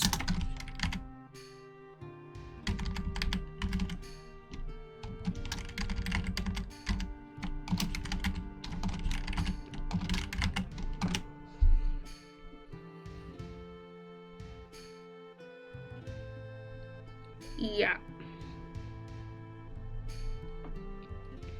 Hi Talks, how you doing? It's good to see you. Oh, the browser game ones. Cool. There we go, guys. Easy load up again there in our creative work channel by Sympathy. How you doing, Talks? It's good to see you. Hope you're doing good.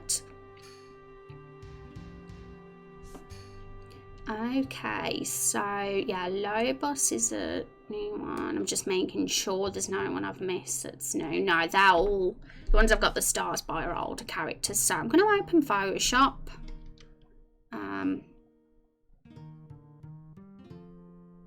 No, actually I'll do the images after. I think I'll just focus on getting the content in first, because I've managed to put Rose's avatar and sprites and banner up, and I've done that for the others as well. But it takes time to organise those images, and we'll do the text first. Do that bit first. Okie doke. Root canal so could be better. Oh no, I hope it gets better soon. That sounds painful. Hi Rod, how you doing? I'm doing alright, Rod. Doing alright. Hope you are too.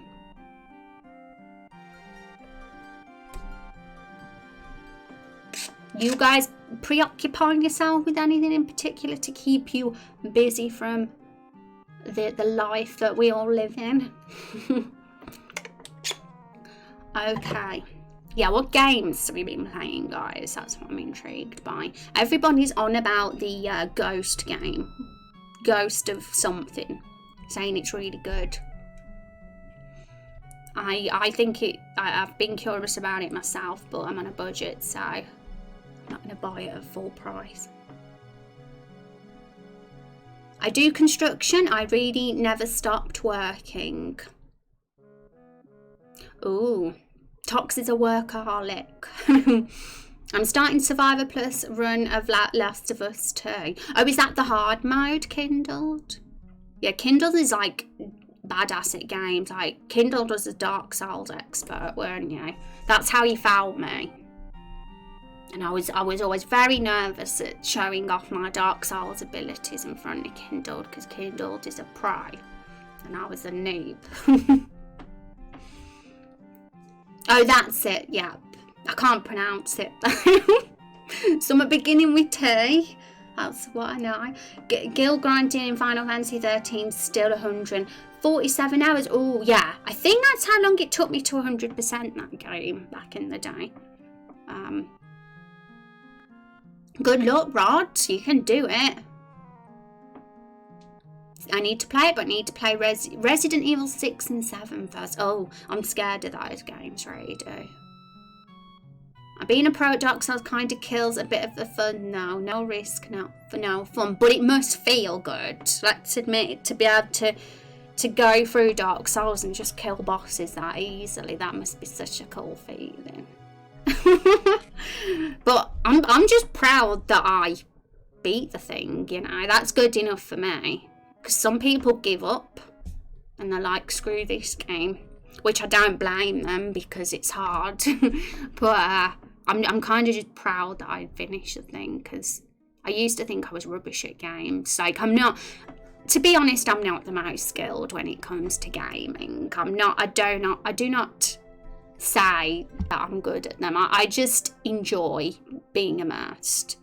I kind of just like putting myself in another world, and that's kind of my reason of playing games, not to be pro or anything. I started knitting. Ooh, that's another thing that I've cannot do. I've done cross stitch, and that can be quite fun, but I've never knitted before. if you've got any stuff you want to show us, feel free to post that in the Discord too.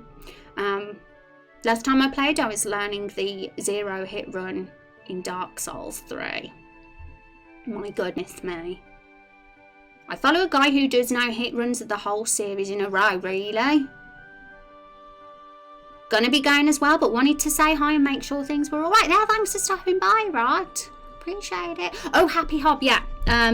When I was playing Dark Souls, I had a viewer that like donated $3,000 to the Happy Hob. And so I was like, wow, he must be good. Hey, Chubbers. Hope you stay safe, and if nothing else, talk to you again on Steam. Yeah, take care, Rod. Also, I'm going to put a trivia question in, guys, in our chat. Trivia, if you guys don't know, it's only some I'm only going to do like 1 or 2 times in a stream now. But it's a trivia of Raindrop Chronicles, and at the end of every month, whoever's top of the leaderboard, because I give a point to whoever gets it right first, will get a Lore Master role on the Discord. So it kind of says up there as well on the banner. So we'll see what question pops up. It's always a random question every time, and the answer will always be somewhere in the Lore Bible. And there needs to be more added, in all honesty. So I'm going to put it in. Is it who I think it is, Rose? Yeah, it's Grim. You know who Grim is, don't you, Chub Cheeks? Okay, so 5, 4, 3, 2, 1.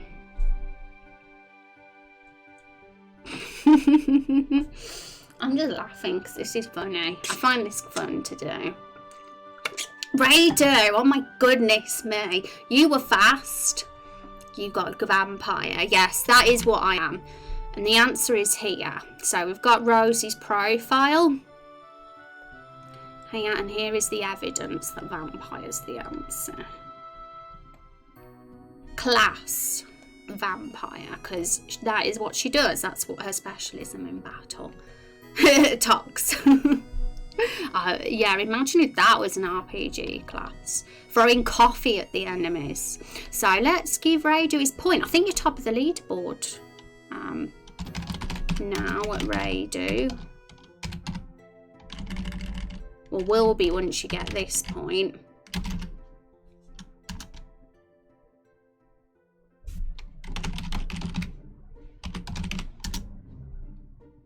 Wow, I cannot spell. There we go. Why is that coming up? That came up last time, top 5 currency, and I don't even know where it's calling that from because we don't have that currency on our stream. And I did try and change the command to get rid of it, but it didn't work, so I have to try again another time. Okay, so the leaderboard's there. Yay. Okay, so let's get people's profiles in, shall we?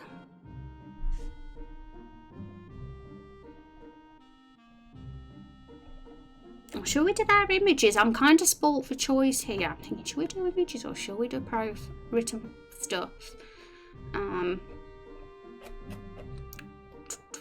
Okay.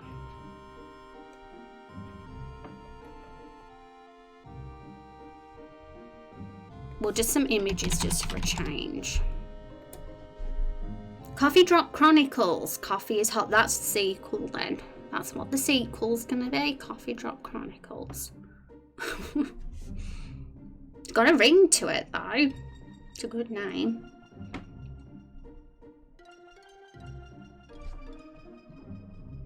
Hi Cheese, how you doing? It's good to see you, Dr. Cheese. Hope you're having a good day.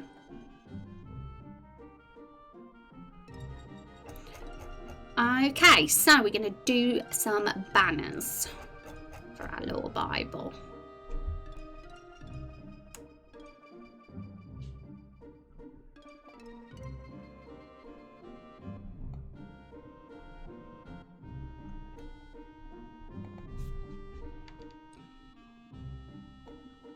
And if anyone wants to look, I'll give you the link to the Lore Bible again, chat, if you want to have a browse through what we've got so far in there.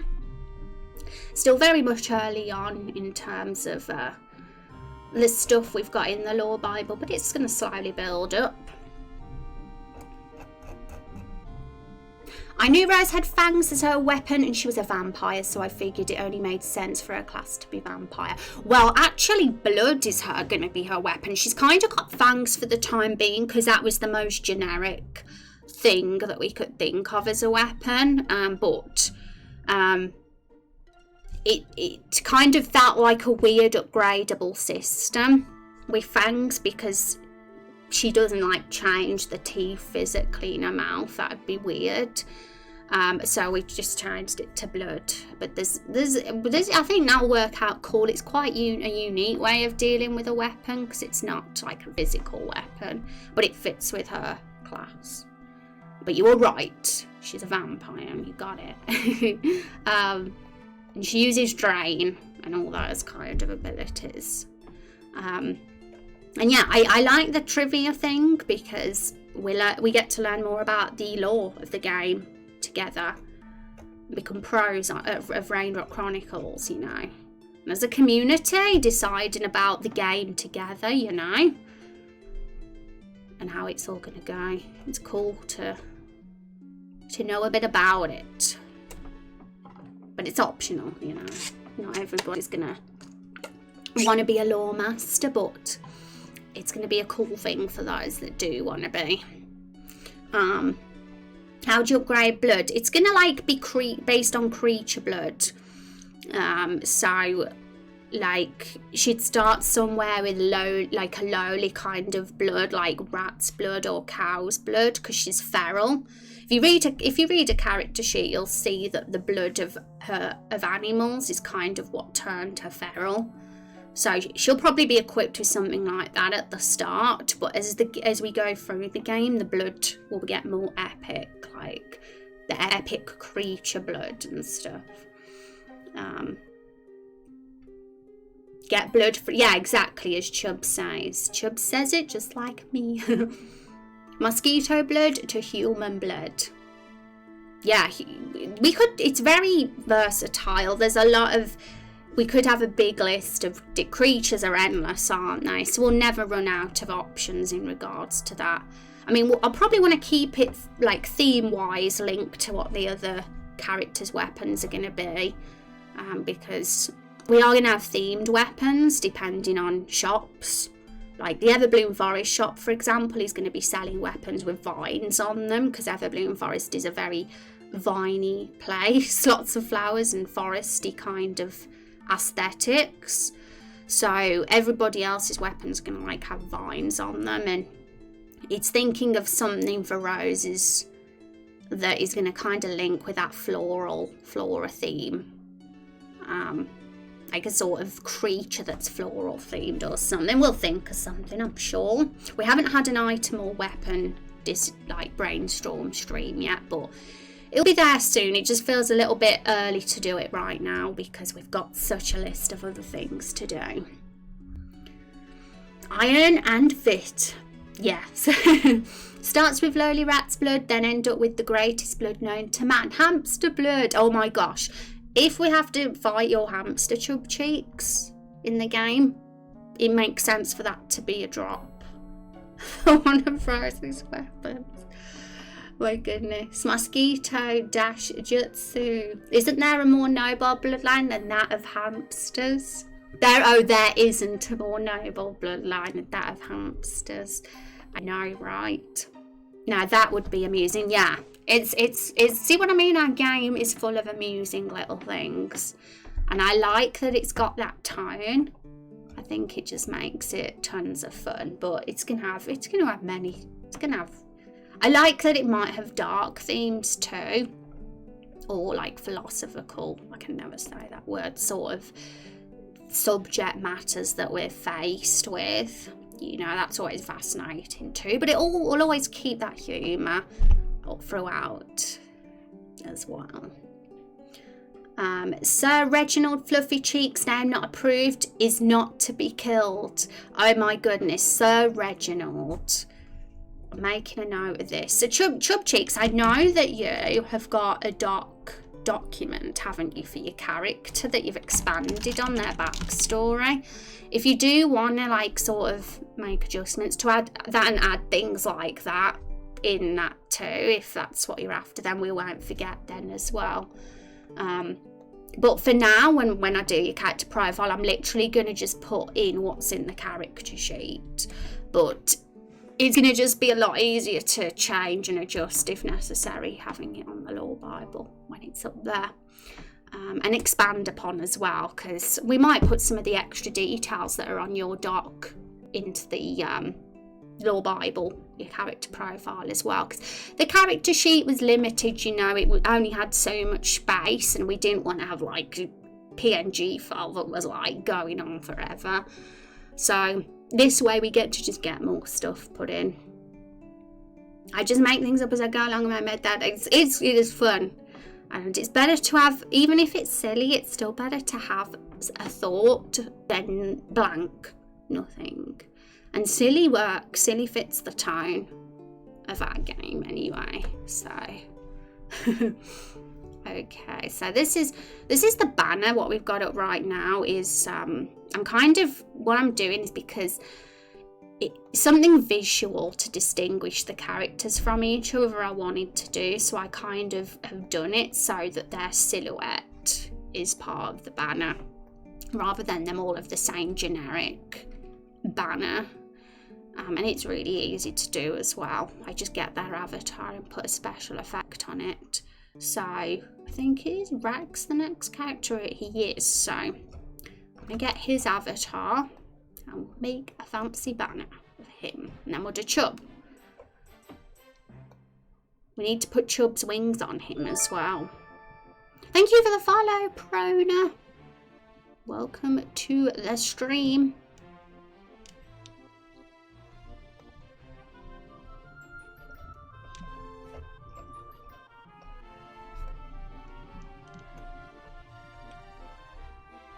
I'm gonna open both Chub and Rex's characters actually.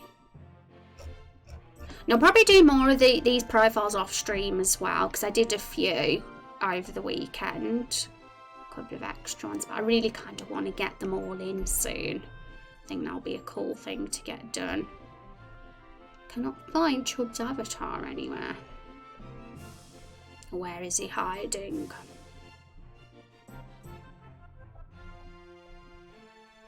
There we go, found him now.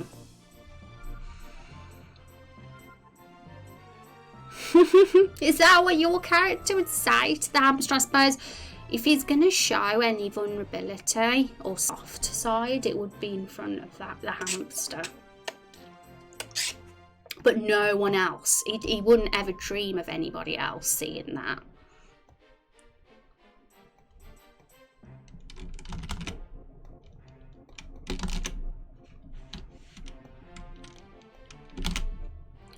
Okay, so this is how we do the banner. Yes, I find a secret now. Secret of mine. How to make a banner.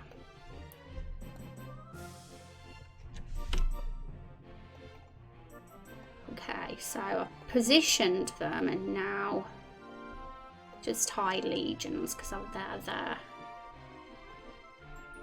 So I'm just pasting a layer style that I've done.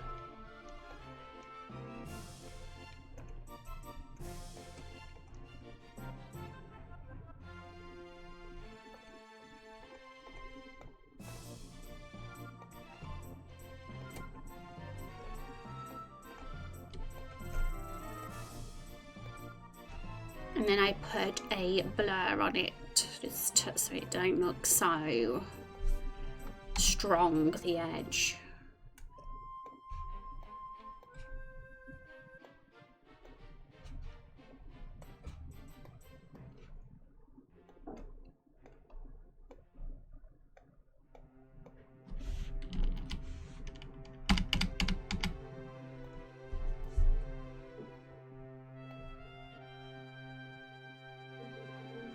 Oh, look at those lovely little teeth. Ouchie, sharp are they are. Now there's blood. Yeah, I'm very, very keen to get that giant hamster, you know, as a thing. Anything to introduce an adorably unique character.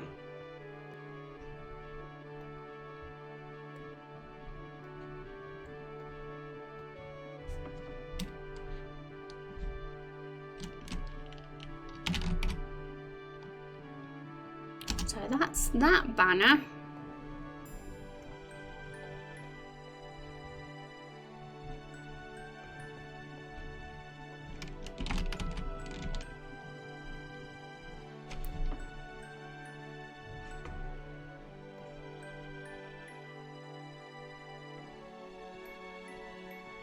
If the hamster betrays Bucko, I don't know what he would do. Watch out, world. Oh my gosh.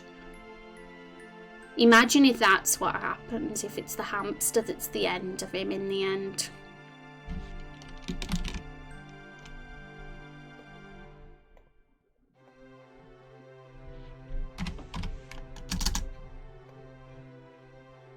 But that's what's so cool, because we don't it takes us a while to set things in stone in our game, doesn't it? Like we can speculate over the arcs and outcomes for months before we actually implement these things, or even years, depending on what episode the stories will be in. Right, so paste.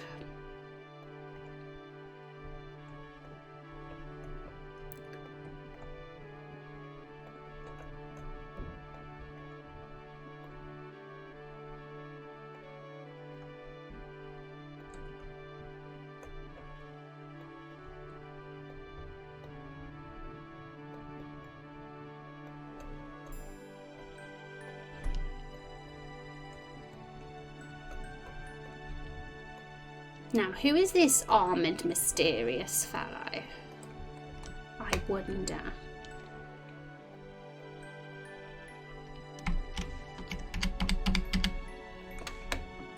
What a handsome guy. He's not Woody. Is Woody still your romance option, Chub Cheeks? Because Woody's very likely going to be romanceable. I just don't see why not. He deserves love.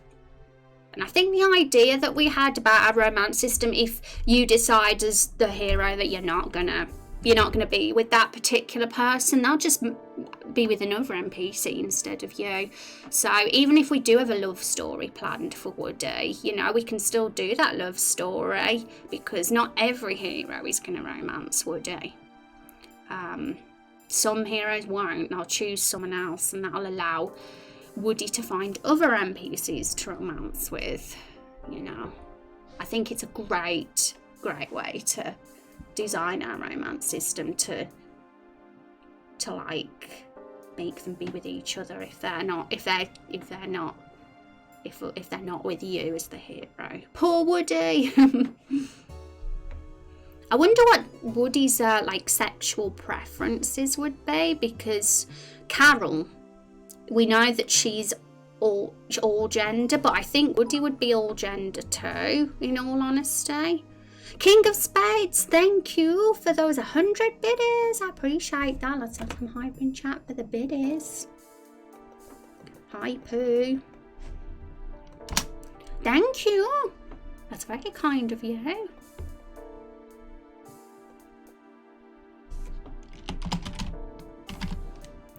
Buckow. Is it Buckow or Bucko?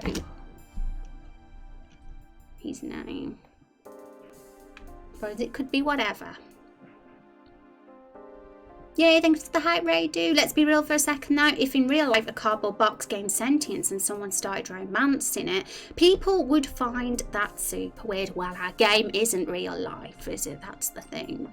I think it's interesting. It's weird and funny and amusing, but there's actually a lot of it makes you think things like they're still people, and that's just it. Even though they're barrels and cardboard boxes, they are actually still people, and it makes you question humanity a little bit. And I think that's a strong message with that. And Carol the Barrel's still a person, Wood is still a person, despite them not being a humanoid. Going deep. So they deserve love and romance too, don't they? So because of the nature of that, it fits very well, in my opinion, to make it a game. Like, you know, how our character creator's been shaped with the non-binary thing, as well as the preferences of gender in the romance system, because, you know, it's all about Raindrop Chronicles with the whole barrel business and the fact it's not black and white with male, female, humans. You know, there's a lot. It's a varied world. There's a lot of variety in it, so it fits. Okay, so we've got another banner. Should we give Chub Cheeks some wings, guys? Because we're gonna have to do their sprites now. Let me just get a template sprite up. So this is just the sprite, the image we use for the Lore Bible. So this is Rose's profile. It goes on the Lore Bible. So we're doing Chub and Rex's characters at the moment. So I'm going to get their sprite sheets up.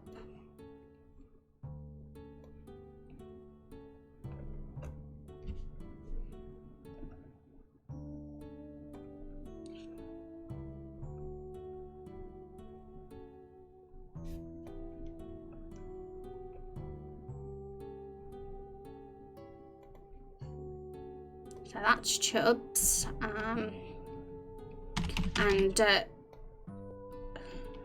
on,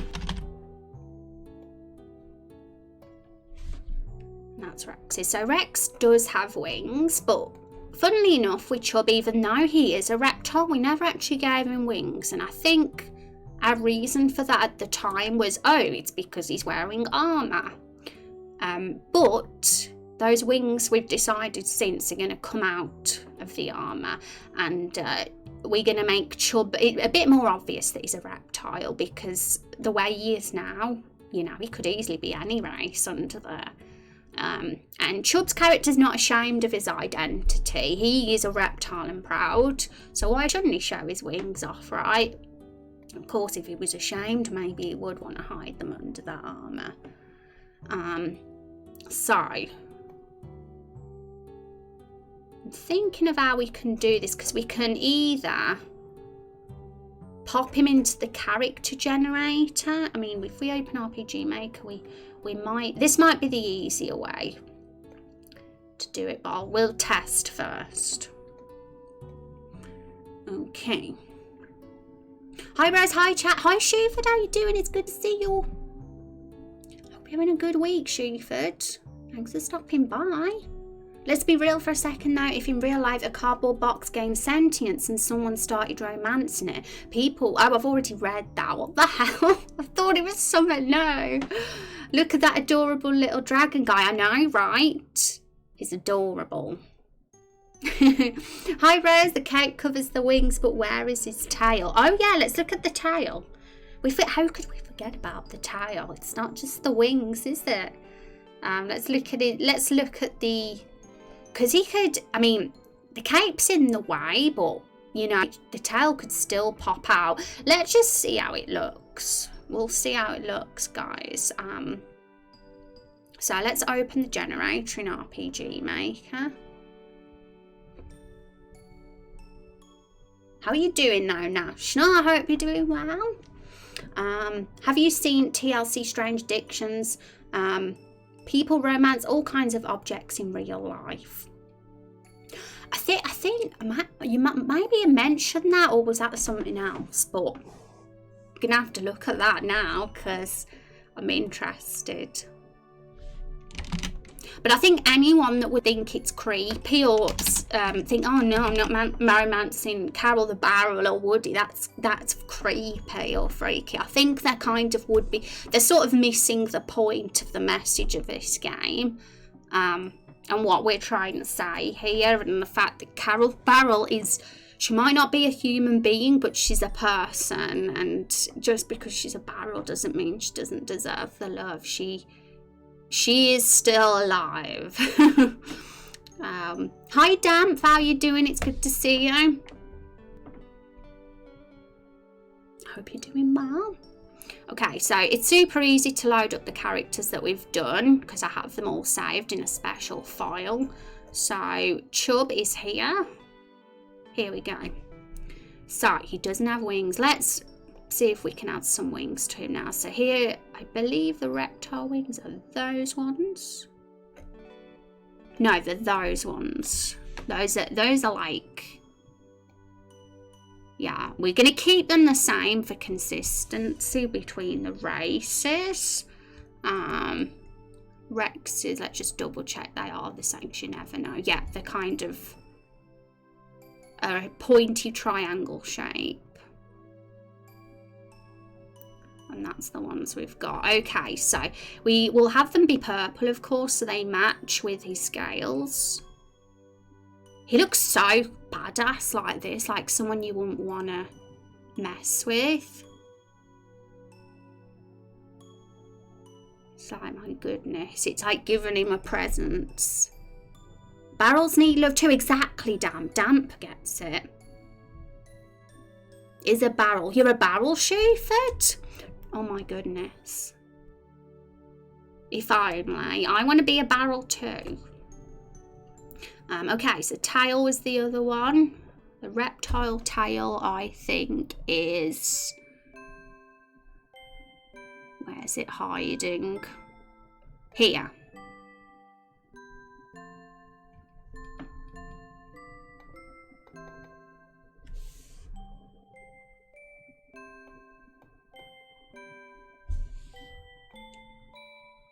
I don't know why the generator in terms of the colours for certain things don't change properly, but we can always lighten it up a bit in Photoshop if we feel it's too dark, that tail. Not a problem.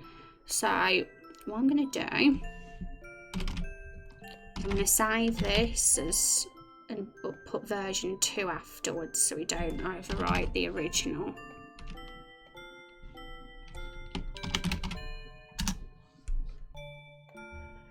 Okay, so back to Photoshop, and now let's open this new version up.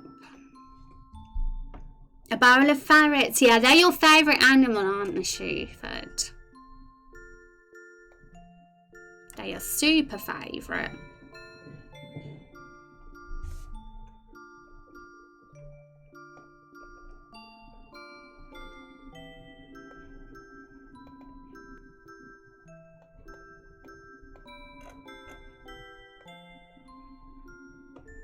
We've never seen Chub Cheeks' face before, have we? I like how the wings match the cape though. It's like, that is style, if I've ever seen it before. So the tail is just a touch deep, I think, from the purple that he actually is.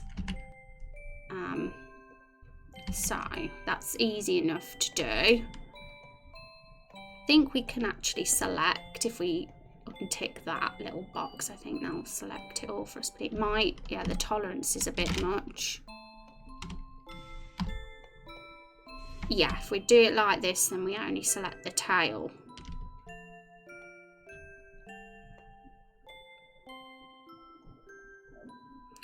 Awesome. They're pretty awesome. They're the friendliest must lids, although others can be friendly too, and sometimes others, depending. Yeah, I think they're underrated animals. It's very rare you ask someone what their favourite animal is and they say, oh, that a ferret, you know. They tend to get missed, the poor creatures. And I should say they're the most domesticated. The wild ferret can be extremely dangerous, yeah? So if I was walking in a forest and a wild ferret approached me, would that be it? Would my life be over? Also, guys, I'm going to be putting another trivia in a sec in chat. I think I might like say 2 or 3 a stream of trivias maybe, or we'll see. Because if we do too many, then we'll get the same repeat questions up all the while. But we're going to do enough so we've at least got a decent amount of points on the leaderboard at the end of each month. So just giving you a bit of warning, guys, that we're going to have one coming up.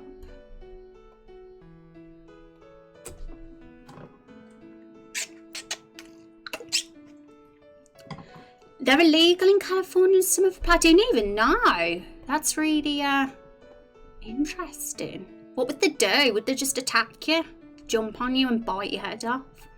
Looking good, thank you, Van. Thank you, Van. I mean, I don't know if Chubb's seen him yet, but I'm honestly thinking it's a good design decision. I think it's really added a lot to his character to have the cape and those wings combined. There's something very intimidating about it. He definitely looks like a baddie that you don't want to get on the wrong side of. I'm curious if he'll ever take his helmet off at some point though, and what it'll look like then, you know. Interesting. Maybe when when he's met his comeuppance, his helmet will come off. Or maybe only he takes his helmet off when he talks to his hamster privately and gives him a cuddle. Maybe that's when his helmet comes off. Or maybe he never takes it off. So many different possibilities.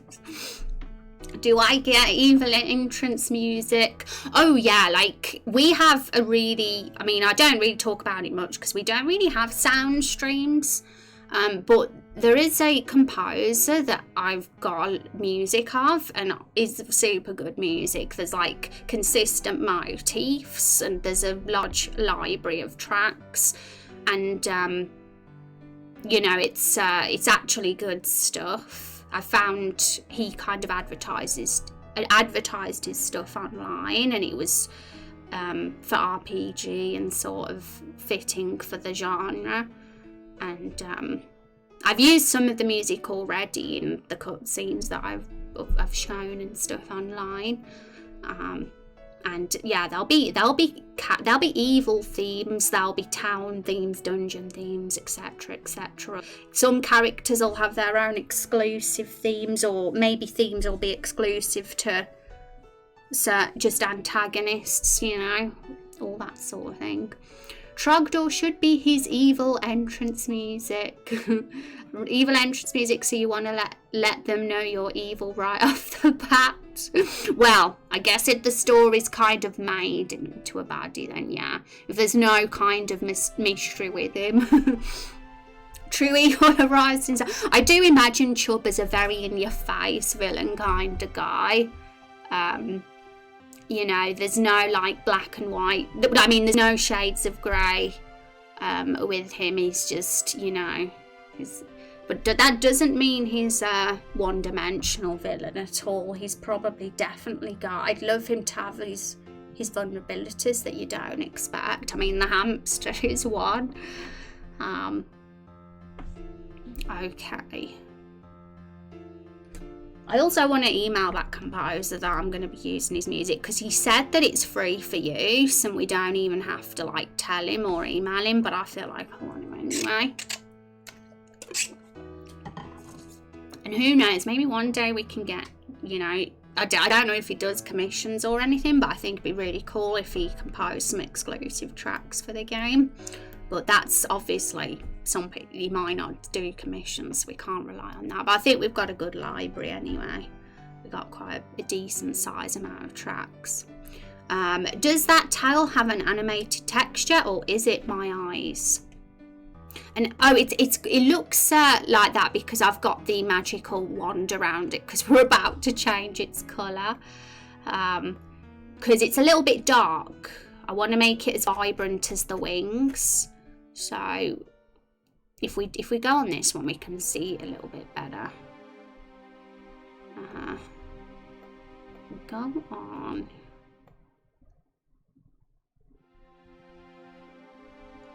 Yeah, I don't know if selective colour will do the job for us. Maybe brightness and contrast will be better. Yeah, maybe, yeah. I think that's more like it. Because we want it, obviously we want him to look like the tail and the wings are the same colour, because it'll look strange. I think that's better, much better. So, the match now. But I think, I mean, I didn't expect it, but like I didn't know how it would end up looking. But I think it really actually works great for the character, this look does. So, you know, it's worked out well. Make it look animated, that's funny. That is funny. Okay, so it was like that before, but now we've brightened it up a bit. Huzzah. Okay. Right, trivia time, guys, then. We'll get it in now. I did give you a bit of warning, folks, that we're going to be doing one.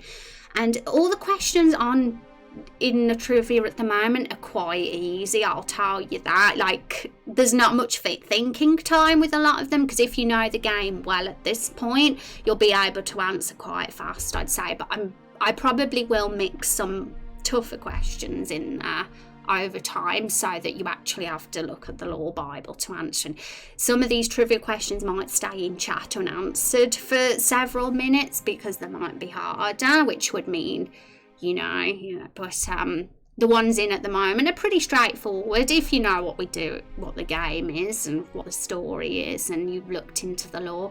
If you're in chat and you haven't, look, that's fine. It gives you an opportunity to learn more about Raindrop Chronicles. So here's the Lore Bible. All the answers are in there, guys. I'm going to try and make sure that everything in the trivia, the answers somewhere in the Lore Bible.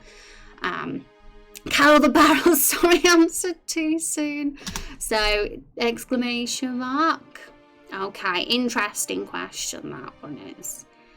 Because it's not too easy, actually.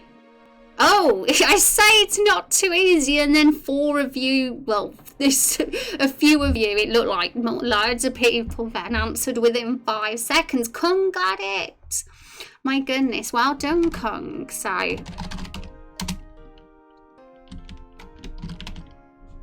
let's give Kung a point. There we go. I think the reason why it did that, why it says not found, is because I had an at in front, so it must not recognise it if I put an at.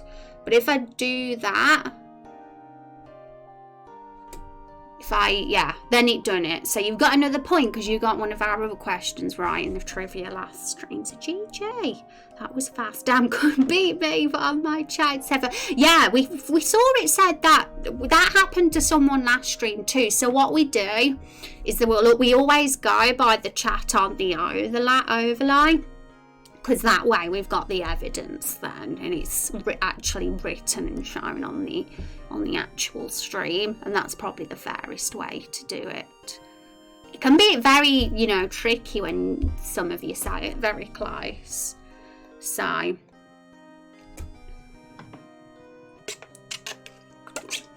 pick on the hero. That's funny though, Rady, because it actually is kind of what Carol does do as well. And sometimes some of the questions might, you might think actually that could be a few things. You might think that could be a few things, but I basically am the quiz master, I guess, the trivia master. So I know what the actual answer is. Okay, so shall we finally get Chubb set up? I think it's really cool that we've finally done Chubb's wings, because it's been a long time coming, hasn't it, Chubb? And there's a few other characters that need a slight edit as well. I know that Winter does. I need to attach Aetheria's, but that's pretty straightforward today. Like, I can just do what I do to a Chubb, just overlay some wings on top or go in the generator and do it. I don't think I have access to, because they were commissioned, I don't think I have access to those files, but it's still fine. I'll figure out a way to do it. Okay, so This is how I did it last time because we don't have space. So I just flip them temporarily.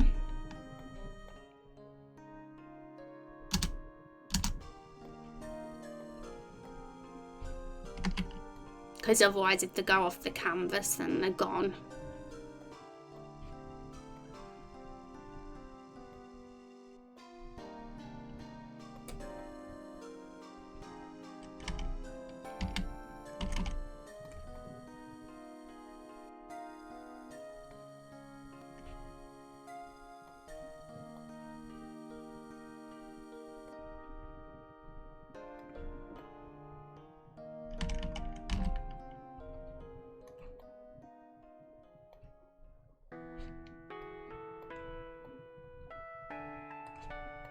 So as you can see, I mean, we've been talking a lot of the stream, so in all honesty, you know, I've been distracted, but as you can see, doing the Lore Bible can be pretty time consuming stuff, character profiles, but if I wasn't streaming, I'd be able to knock out a few of them quite fast, but streaming, you know, you're always going to get distracted because of conversation, especially because of me. I'm a very interactive streamer. I'm never going to just sit here and not answer chat because what's the point in streaming otherwise? There's no point. Might as well do it alone. And yeah, to me, streaming's the time for community interaction, not really doing work. And, you know, as long as you guys know our progress, how we getting on with things, I keep you up to speed with how it's going, even though we might not do a bazillion amounts of work in a stream.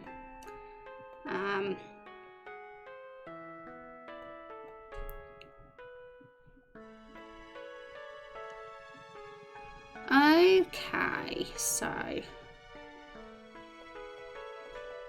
here he is. He's in position because we used Rose as a sort of template for him, so we could delete that now.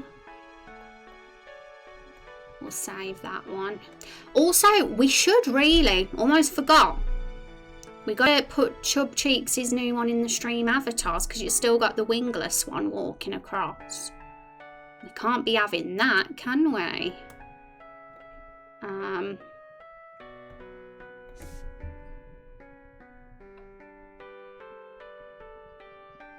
I can smell my food. I smell food, guys. I don't know what it is though, but I just know it smells nice.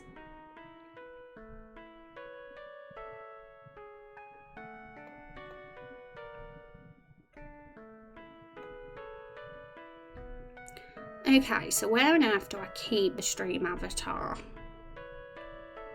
Templates. There they are.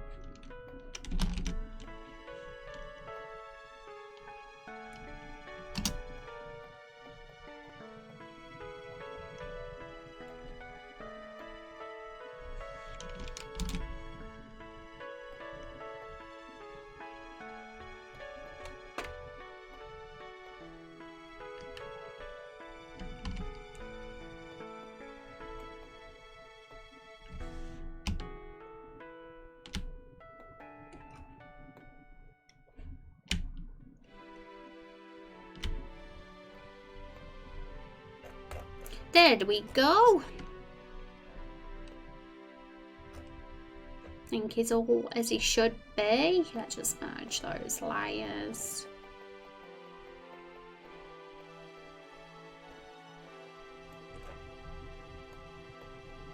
So, just just need to save him, and then we have to just import that into the stream avatar folder. So I'm gonna copy that. Just gonna disconnect it briefly while we do this. Sorry, let's take 2 seconds.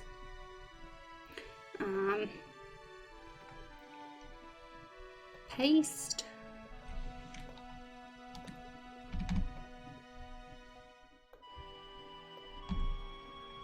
So delete the old one.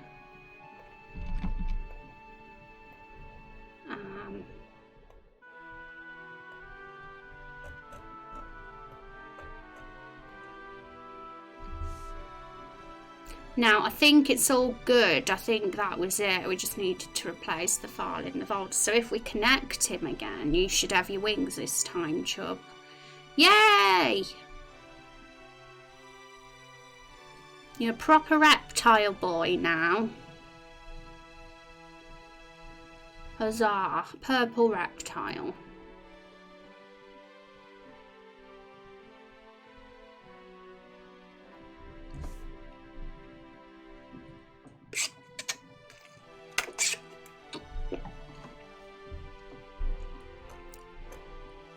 Okay, so that can be crossed off now. Okay, so let's get Durex's as well, because we need one for his character. I'm doing some images stuff for a bit, but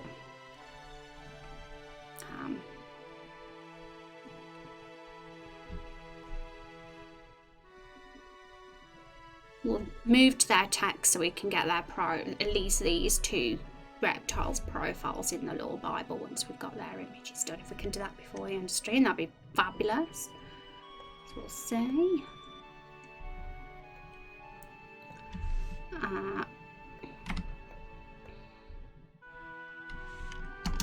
I'm glad we got the categories sorted though, like assigned, put people into categories, because it's a little bit tougher doing that when it wasn't something on the form, but it is a question I'm going to add on the NPC form, just so anybody in the future that makes one can do that job for me, of saying if they're a leader, a drifter, a citizen, etc, etc. Okay.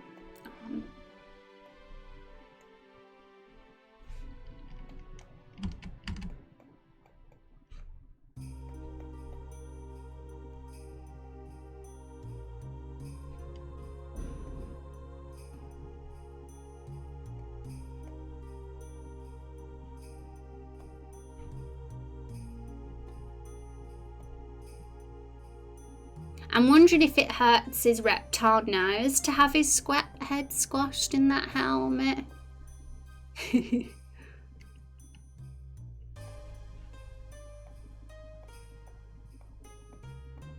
I mean, we could even extend the helmet out a bit if we wanted to add a bit more extra detail at some point. It's an option anyway.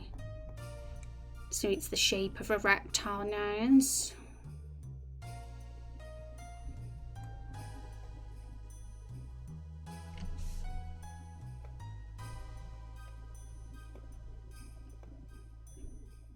But do they make helmets for reptiles? That's another question, because if there is like a sort of, I mean, reptiles can craft their own armour, you know. Can't see it being,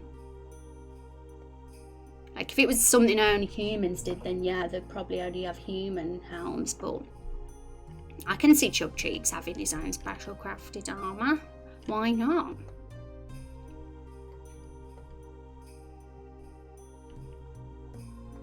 Bring on the reptile-shaped helmets.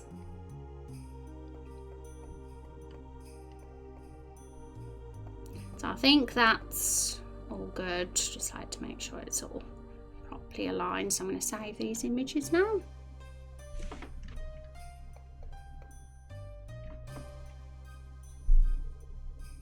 Oh, well, I should have known that trivia question. I totally forgot though. Yeah, it's something that's very like subtle, because it was such a small like dialogue section when Carol offers herself as inventory. And I haven't really shown off that particular part yet. It's not a screenshot Saturday at this point, and it's also not being shown on streams. It was a while back, but it was a while ago, you know. So, and I don't think that's actually on the lore Bible. So I'm being a bit of a meanie by putting some questions that aren't. But I'm going to make sure, that is the goal, to make sure that the questions on there are on the lore Bible. So even if they're not on there just yet, there will be when the profiles are properly filled out. Because there will be in fact, it might be, because it might be in episode 1 story so far section. I've got to look now, because I'm like, is it? Surely it would be.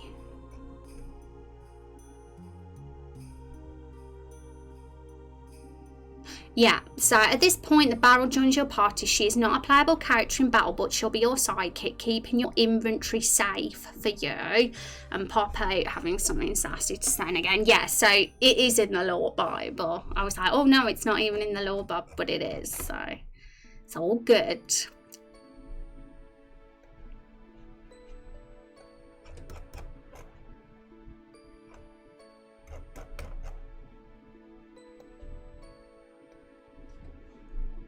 Why do the reptiles have wings? I'm curious. Well, because they are from the dragon family, I guess, and it gives them a sort of distinctive feature, you know, separates them from just being a wingless, sort of useless human being.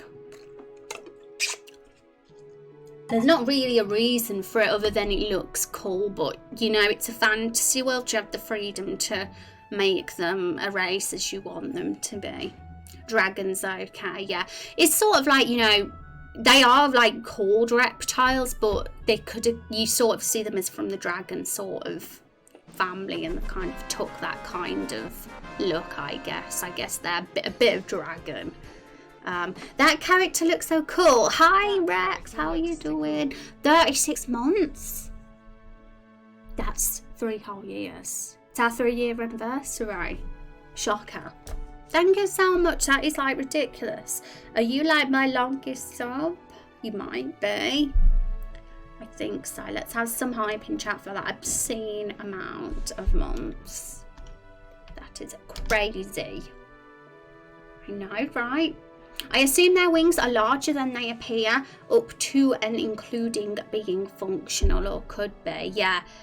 See, I saw the opposite, because they're titchy. They wouldn't realistically be able to fly because their wingspan is smaller than their head and their body. So it would be maybe they have evolved to grow wings, but not so they're superior yet. But that's also interesting, because it's maybe that's something they want to become. They might want to evolve to be a super winged beast and eventually be able to fly. I mean, we do actually have dragons as a thing in this game. It's not been it's not in the game yet, but there is a character that is a dragon tamer. So there is actually going to be actual creature dragons. These are humanoid dragons, reptiles.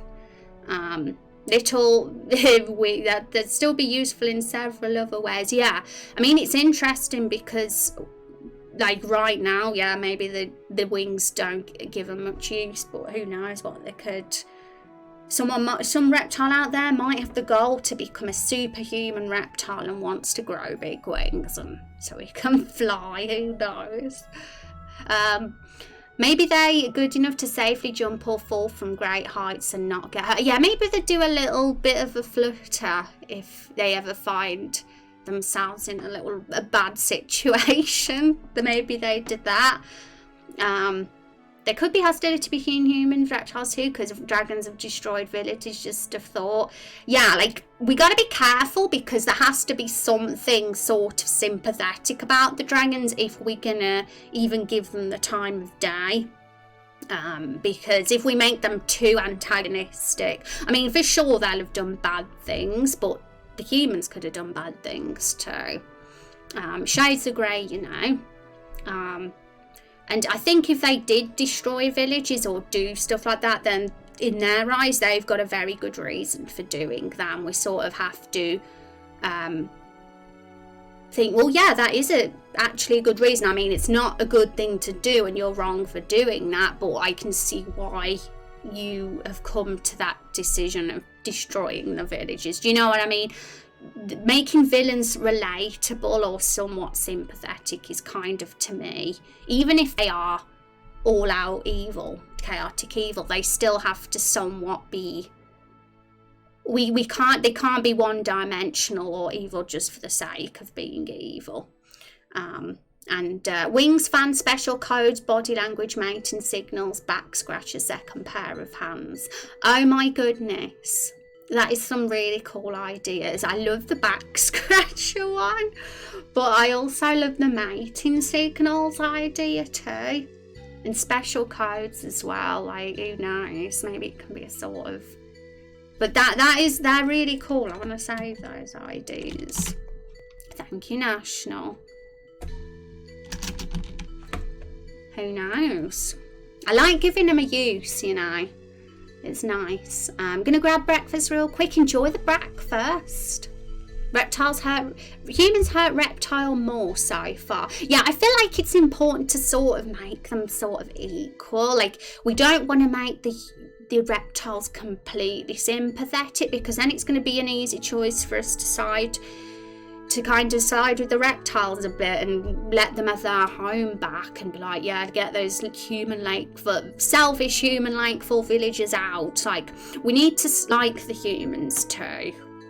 And maybe there's some humans living in Lakefall that are really cool, that we really like as well and get to know. Like, right now we only know Nigel and Fiona, and Fiona's a bit of a cow, let's be honest. But I mean, she wanted me dead, so yeah. And so yeah, she's not the most likeable of NPCs, but there could be other NPC humans that are wonderful characters, and we might not want to be siding with the reptiles, because we'll think, but we've got friends in the village that we like, and you know, some of the humans, we got their likability and horrible sides, and the reptiles have their likable and human sides. It's interesting like that.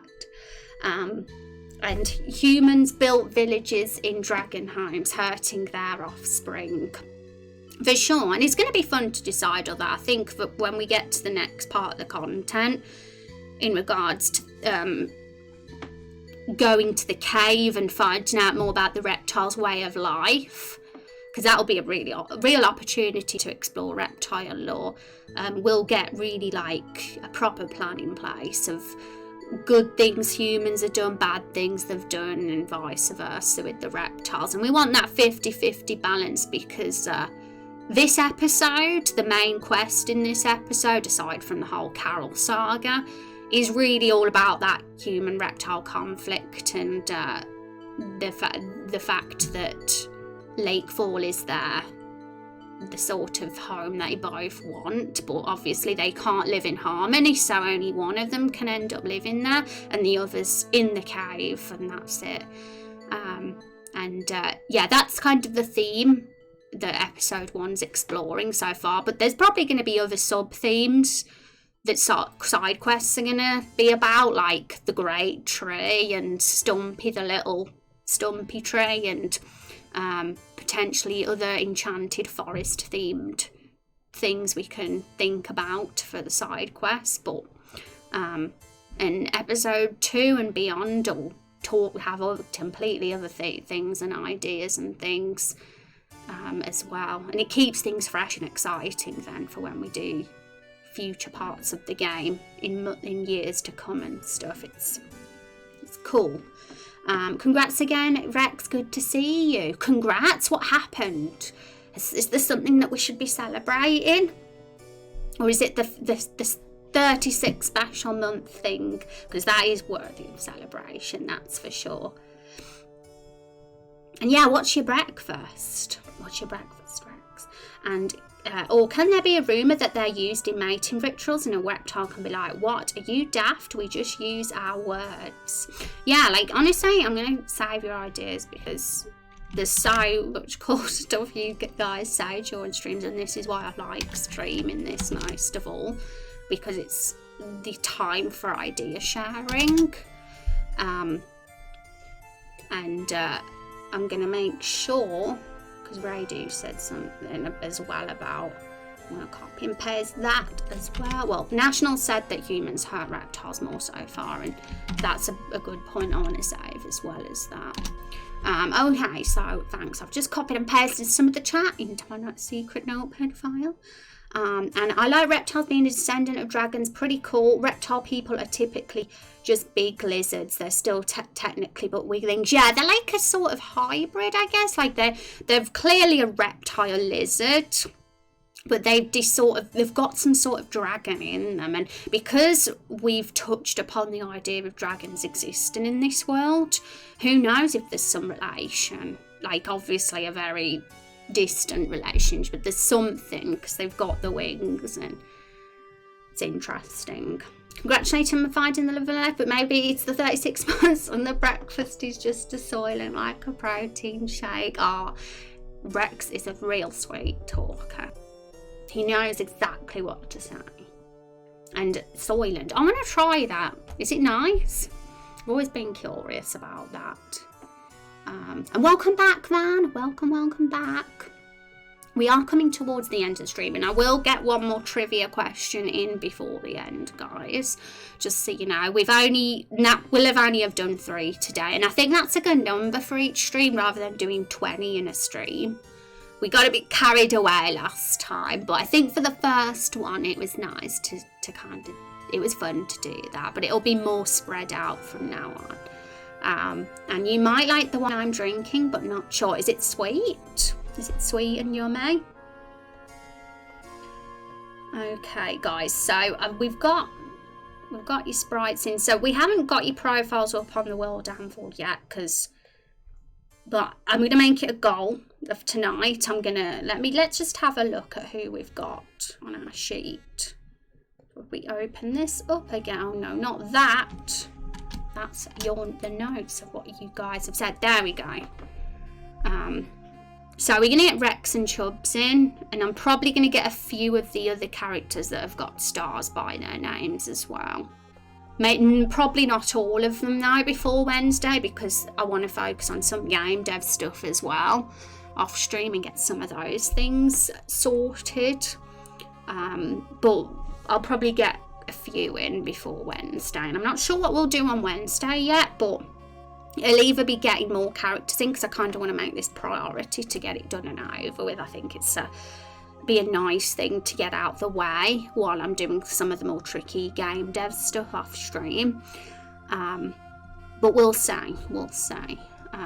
But yes, we've got the types, and Rex and Bocco are both leaders we've put, but we wasn't sure because some of you can fall under a few of these types, not just one, but ultimately it's in order of priority here. Like if you're a soldier but a leader too, you'll be a leader first before you're a soldier, if that makes sense. And same if you're a noble and a citizen, you'll be noble before you're a citizen. Like that's kind of order of priority.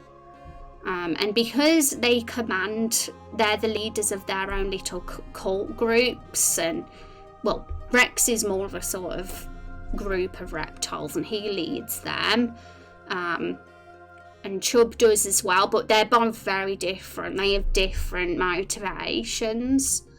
Chubb's is more money motivated and power motivated, and Rex's is more humanity motivated, like equality for the reptiles and being treated fairly and making sure that, you know, reptiles no longer get mistreated by humans. Whereas Bocco probably cares less about that side of things. He's not so much about, oh, I want my fellow reptile kin to be safe. He's more about, I just want my raindrops. you know, so they're very different, guys. And Bucko probably isn't even in the cave. We don't even know whether he'd be in the cave in the Everbloom Forest, because we don't know whether we want to face him just yet or this early. I feel like we might find out clues about him and the path that leads us to Carol's missing family in episode 1, but we're not going to have the whole plot solved just yet. So, but the Rexall definitely, and his kind of quest will be dealt with in the cave, because it's all about the conflict between the humans and the reptiles, and that's something, like we said, that episode 1's going to be kind of a focus on. We can start doing the dragon thing, being like, those people aren't related to us dragons, they are their own people with their own lineage in life, half disdainful, half respectful, like dragons typically are. Oh yeah, so that's an interesting, so that dialogue line you've got there, National, is that what the dragons would say about the reptiles, or what the reptiles would, oh yeah, that's what the dragons would say, like actual creature dragons. And who knows when they'll be in the game, like it'll be whenever we meet Glacian's character, because he's the dragon tamer. But wow, yes, it's unlikely that we're going to come across a dragon in a little secluded area like the Everbloom Forest, but as we explore the big wide world, I'm sure we'll find some. Who knows? Who knows? That's the motto. Well, not the motto. What's the word I'm trying to say? Is the way to sum up this stream and the story of the game, I guess. Who knows? There we go. It's mocha flavoured, so yeah, but it's got a bunch of vitamins in it. So at first it tastes odd, and got used to it and almost crave it in the morning now. Ooh. Well, I'd be very curious to try some one day, that's for sure. Even if I don't like it, I still want to try it. So guys, what do you think of this list again? Just making sure what you think, and what you think of the types overall, because like we said, I don't want to go too overboard and have like 20 types at this stage of the game when we've only got a small NPC list. But subtypes, like expanding on these into categories, like for soldier we could have things like veteran, warrior, knight. We could have all those subheadings eventually, but right now, while we've only got a handful of NPCs, like we've only got 3 NPCs in that category right now, it's a bit too early to be doing all that right now. But it's only so they've got folders to go into for the lore Bible, if you get what I mean, so that we can categorise all these characters. And a double rich chocolate gold standard is my go-to protein shake. I absolutely love the taste. Ooh. Protein shakes are definitely nice to go for, like if you want to make sure that you are eating good, but you know, you don't have the time to cook a healthy meal, I guess. Okay, so. I'm gonna just go on the RPG Maker forum a sec, because I have been on the RPG Maker forum a lot lately, dealing with my troubleshooting issues I'm facing.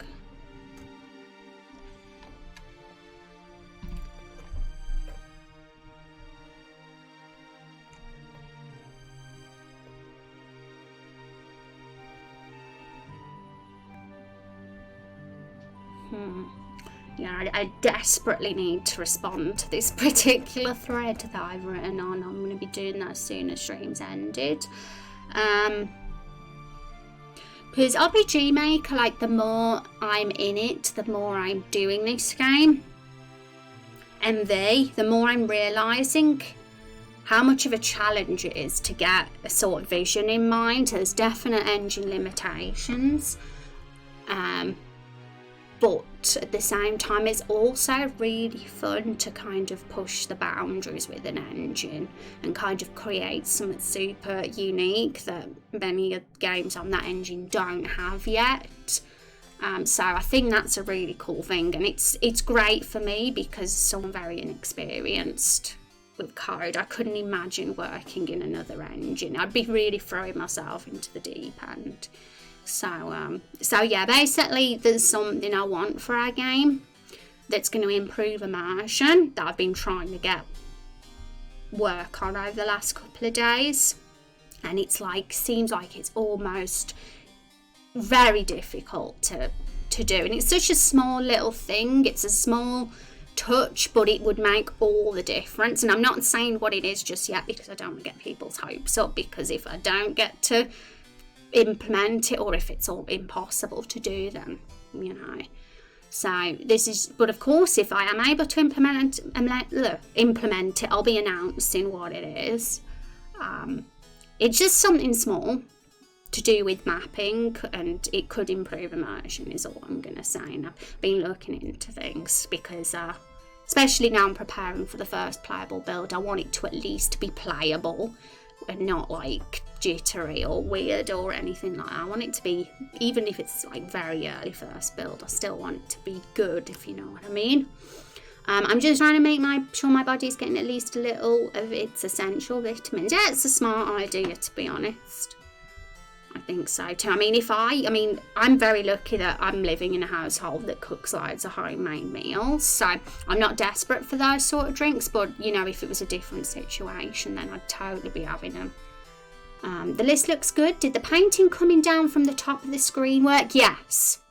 That is one of the problems that we got fixed, National. In regards to the battle with the fruits and that whole transition between the first and second phase, there's about 4 or 5 things that need to be achieved, and I think I'm on the 3rd one, and there's like a little tiny troubleshooting issue, like a plugin clash to make something work, and it's a little bit complex to explain, but I'm basically on the way to doing it, and it's pretty ambitious, it's pretty next level stuff, and that's why it's taking its time. But I'm of the opinion that, if it's something good that we can be proud of and say, wow, look at this sequence that we've done, it's something to be proud of. I'd rather spend a longer time on something and then look back at it and think, yeah, look at that, that's really cool, than just do something very quick and easily and not have anything special really to show and it just be rushed. So that's my attitude about it. I don't mind taking a little bit of sweet extra time if it's going to be worth it in the end.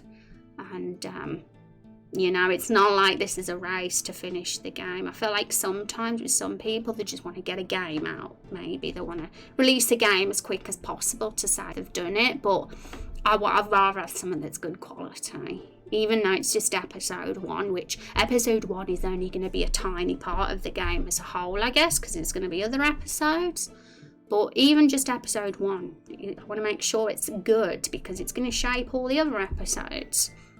The design, whatever episode 1 looks like design-wise, however the menus look, the battle system, the whole design of it all and all the features in place, it's got to stay consistent between episodes, and for that reason episode 1 is going to be the longest one to develop in this project. Episode 1's development time, like the amount of time it's taken us to do this and finish this, will probably be like double or 3 times as long as the other episodes will be, because once episode 1 is done and once we've got that sort of template in place of it's not going to be as hard work with the other episodes because we've already got it there. So it's just about creating new scenes and new stories and quests really for the other episodes, and obviously new maps as well. That will be expanding the maps and world as we go on. But the hardest part isn't that. The hardest part is the framework, getting it all there and working. So once that's all done, once episode 1's released, the other episodes aren't going to take, well, they'll still take time, of course, because we want to have an awesome game here, but episode 1's development time is going to be the longest ultimately. So, and Ooh, all those raindrops, look at them. That was going to be such a cool effect and a heavy one to give up on. It also opens up people from coming down off rooftops, you know, Batmamming. Yeah, like when it comes to giving up, I'll only do it if I feel like this is impossible. Like if something has to be simplified or given up on in terms of a concept we've thought up, like we had with the fruits, with the doing the painting thing. Like, you know, all I'd do if it was impossible would just be simplify it slightly. Like the canvas would have to come down already painted, for example, rather than a blank one. But what we're trying to do now is a blank canvas come down and we actually see the fruit painted, you know, because that's just so cool. But if we had to simplify it, I'd just get the canvas already painted, come down, and we wouldn't see the fruit actually painted. And we'd do that if there was absolutely no way of going all out and showing the whole animation and transition of the fruit painting in the battle. And of course, there's always going to be engine limitations, that sometimes you have no choice but to simplify something slightly. And I think as long as we've got the vision still there and it's still cool, then I'll still be happy. You know, I wouldn't want to give up on a concept. You know, at most I'd just simplify it. And a lot of cool other story effects besides that one too, I know, right? So yeah, I see it as that episode 1, like at one point, believe it or not, guys, I was like, episode 1's going to be out in 2020. It's not going to be out in 2020. On the website, on the FAQ, I've kind of said towards the end of 2021 would be fantastic to like be thinking about release, but at this stage, we don't know until we get there. I mean, who knows, when we get to that point in time, we might think there's still more work to be done to make this a smooth and immersive and really fun experience. And you know, I want to make sure that when it's released, it's going to be damn good. Like, people are going to love it. They're going to be like, yeah, this is so cool, rather than, oh, this is buggy and a mess. Like, so of course I'd rather it be the first one with the extra long time, the extra work and time put into it, then get it out quick and it just not be the vision or the exceptional piece of work we want to create here. So for sure, ultimately there's no rush is how I see it, and we're on stream 161. We're going to be into the thousands. Like, I pretty much know that with this project, because this is a huge thing, and it doesn't scare me and it doesn't make me feel daunted, because I don't know what else I'd be doing if I wasn't doing this, you know. This is what I have fun doing. What else would I do, really?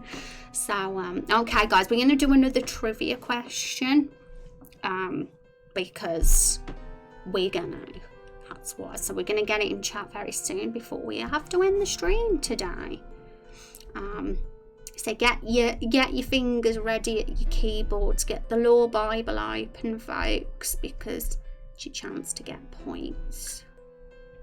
And of course, we're coming towards the end of July, and the Law Master of July isn't going to be a thing because it's been a short month and we've only just implemented this whole thing. So we'll wait until the end of August to see who the Law Master is. We'll see who's at the top of the leaderboard come then.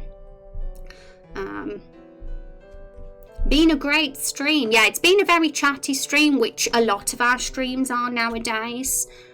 It's been a long time since we've had a stream where I've said, oh, I've done tons of work. Like, those streams were back in the days when the community and chat activity was a lot less, because it's easier to do work then. But of course, you know, as time goes on and we get more interactive in stream, it's more about chatting than actually doing the work, and which is all good to me, because, you know, my off stream time is the time for doing work. I'd stream for 7 days a week otherwise, but of course, because of the nature of the project, I have to realistically only stream a few days, otherwise I'd never get anything done. Coming for the number 1 spot, go AFK again. So you'll get your chance, Raider. You know, it's all about You'll each get your chance to answer questions. We've got a long month ahead of us. The journey to Lawmaster. Yeah, it'll be like that. Some of you will be gone for some questions, but be here for others, you know. So what did we get accomplished today? We discussed about how we're scrapping minor and major NPCs now entirely. So you know how we have 3 character forms. We have playable character, major NPC and minor. Well, we're scrapping major and minor and we're bringing it just as one. So it'll just be the 2 forms now for people to fill in, either playable character or NPC. And that's why we're categorising them in types, just so as a way to keep it organised. Otherwise we're going to have a list of NPCs like that and we're going to be like, well, who's that? So it just keeps them like, you know, oh, that one's a leader, that one's a soldier, you know. And eventually, as we get more, we'll probably introduce some subtypes as we get a longer list of NPCs. But I mean, this includes the non-community NPCs too, by the way, like Fiona Buckington, Nigel the Fruits, and any Lightfall NPCs. They'll have, those NPCs will have a sort of subtitle as well, I guess. But because they're still NPCs, even though they're not community NPCs. Okay, so I'm going to get the trivia question up, guys. For you to answer trivia question time, what is the name of Carol's son? Who is going to get that one, I wonder? I wonder.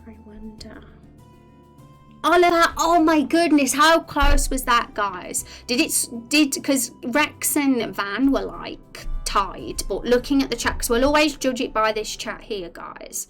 So it's just Rex just pipped it just a touch. So we're going to get it in. We're going to get Rex that point. How's our leaderboard looking anyway? I wonder how it's looking now. For some reason, whenever I do the command, and I've even put the leaderboard command into my Streamlabs bot now instead of the Stream Elements one. Oh, I think it's worked. I think that weird currency extra thing hasn't come up now for you guys. It's when I do it, it comes up. So, yay. So, feel free to click on that, guys, if you want to see how our leaderboard... I mean, I'm going to have a look before we head off today, how our leaderboard is.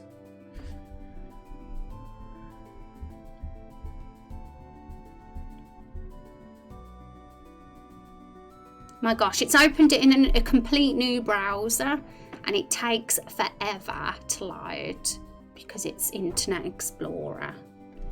So I'm going to have to copy and paste it and put it here. But yes, just so you know, guys, because we were working on some lore profile, character profiles today. We didn't get much chance to get any up. But I'll be getting some up between now and Wednesday and I'll slowly be... very slowly, like, you know, getting those characters in the Lore Bible over the course of the next couple of weeks. So it's getting a bit closer now because Rex and Kung got a point today as well. So it's kind of like the gap's not as large now today on the trivia leaderboard. So huzzah! Well done, guys. Thanks for being awesome. I have fun. Okay, and I'll be adding a few more questions to the trivia as well. King, thank you so much for the 5 biddies. I appreciate it. Thank you very much for those, just as we're about to leave. Have a nice evening, Rose. Thank you, Kung. I've been getting lightheaded a lot today. Gonna rest and watch Avatar. Oh no, well that's understandable with everything going on. And so, yeah, you take it easy, Kindled. For sure, guys. Okay, I think I'm gonna have to head off, unfortunately, because it's right on top of my dinner. But we'll do a raid and stuff next time, guys. So thanks for hanging out and being awesome. Take care. See you Wednesday. We're all the best.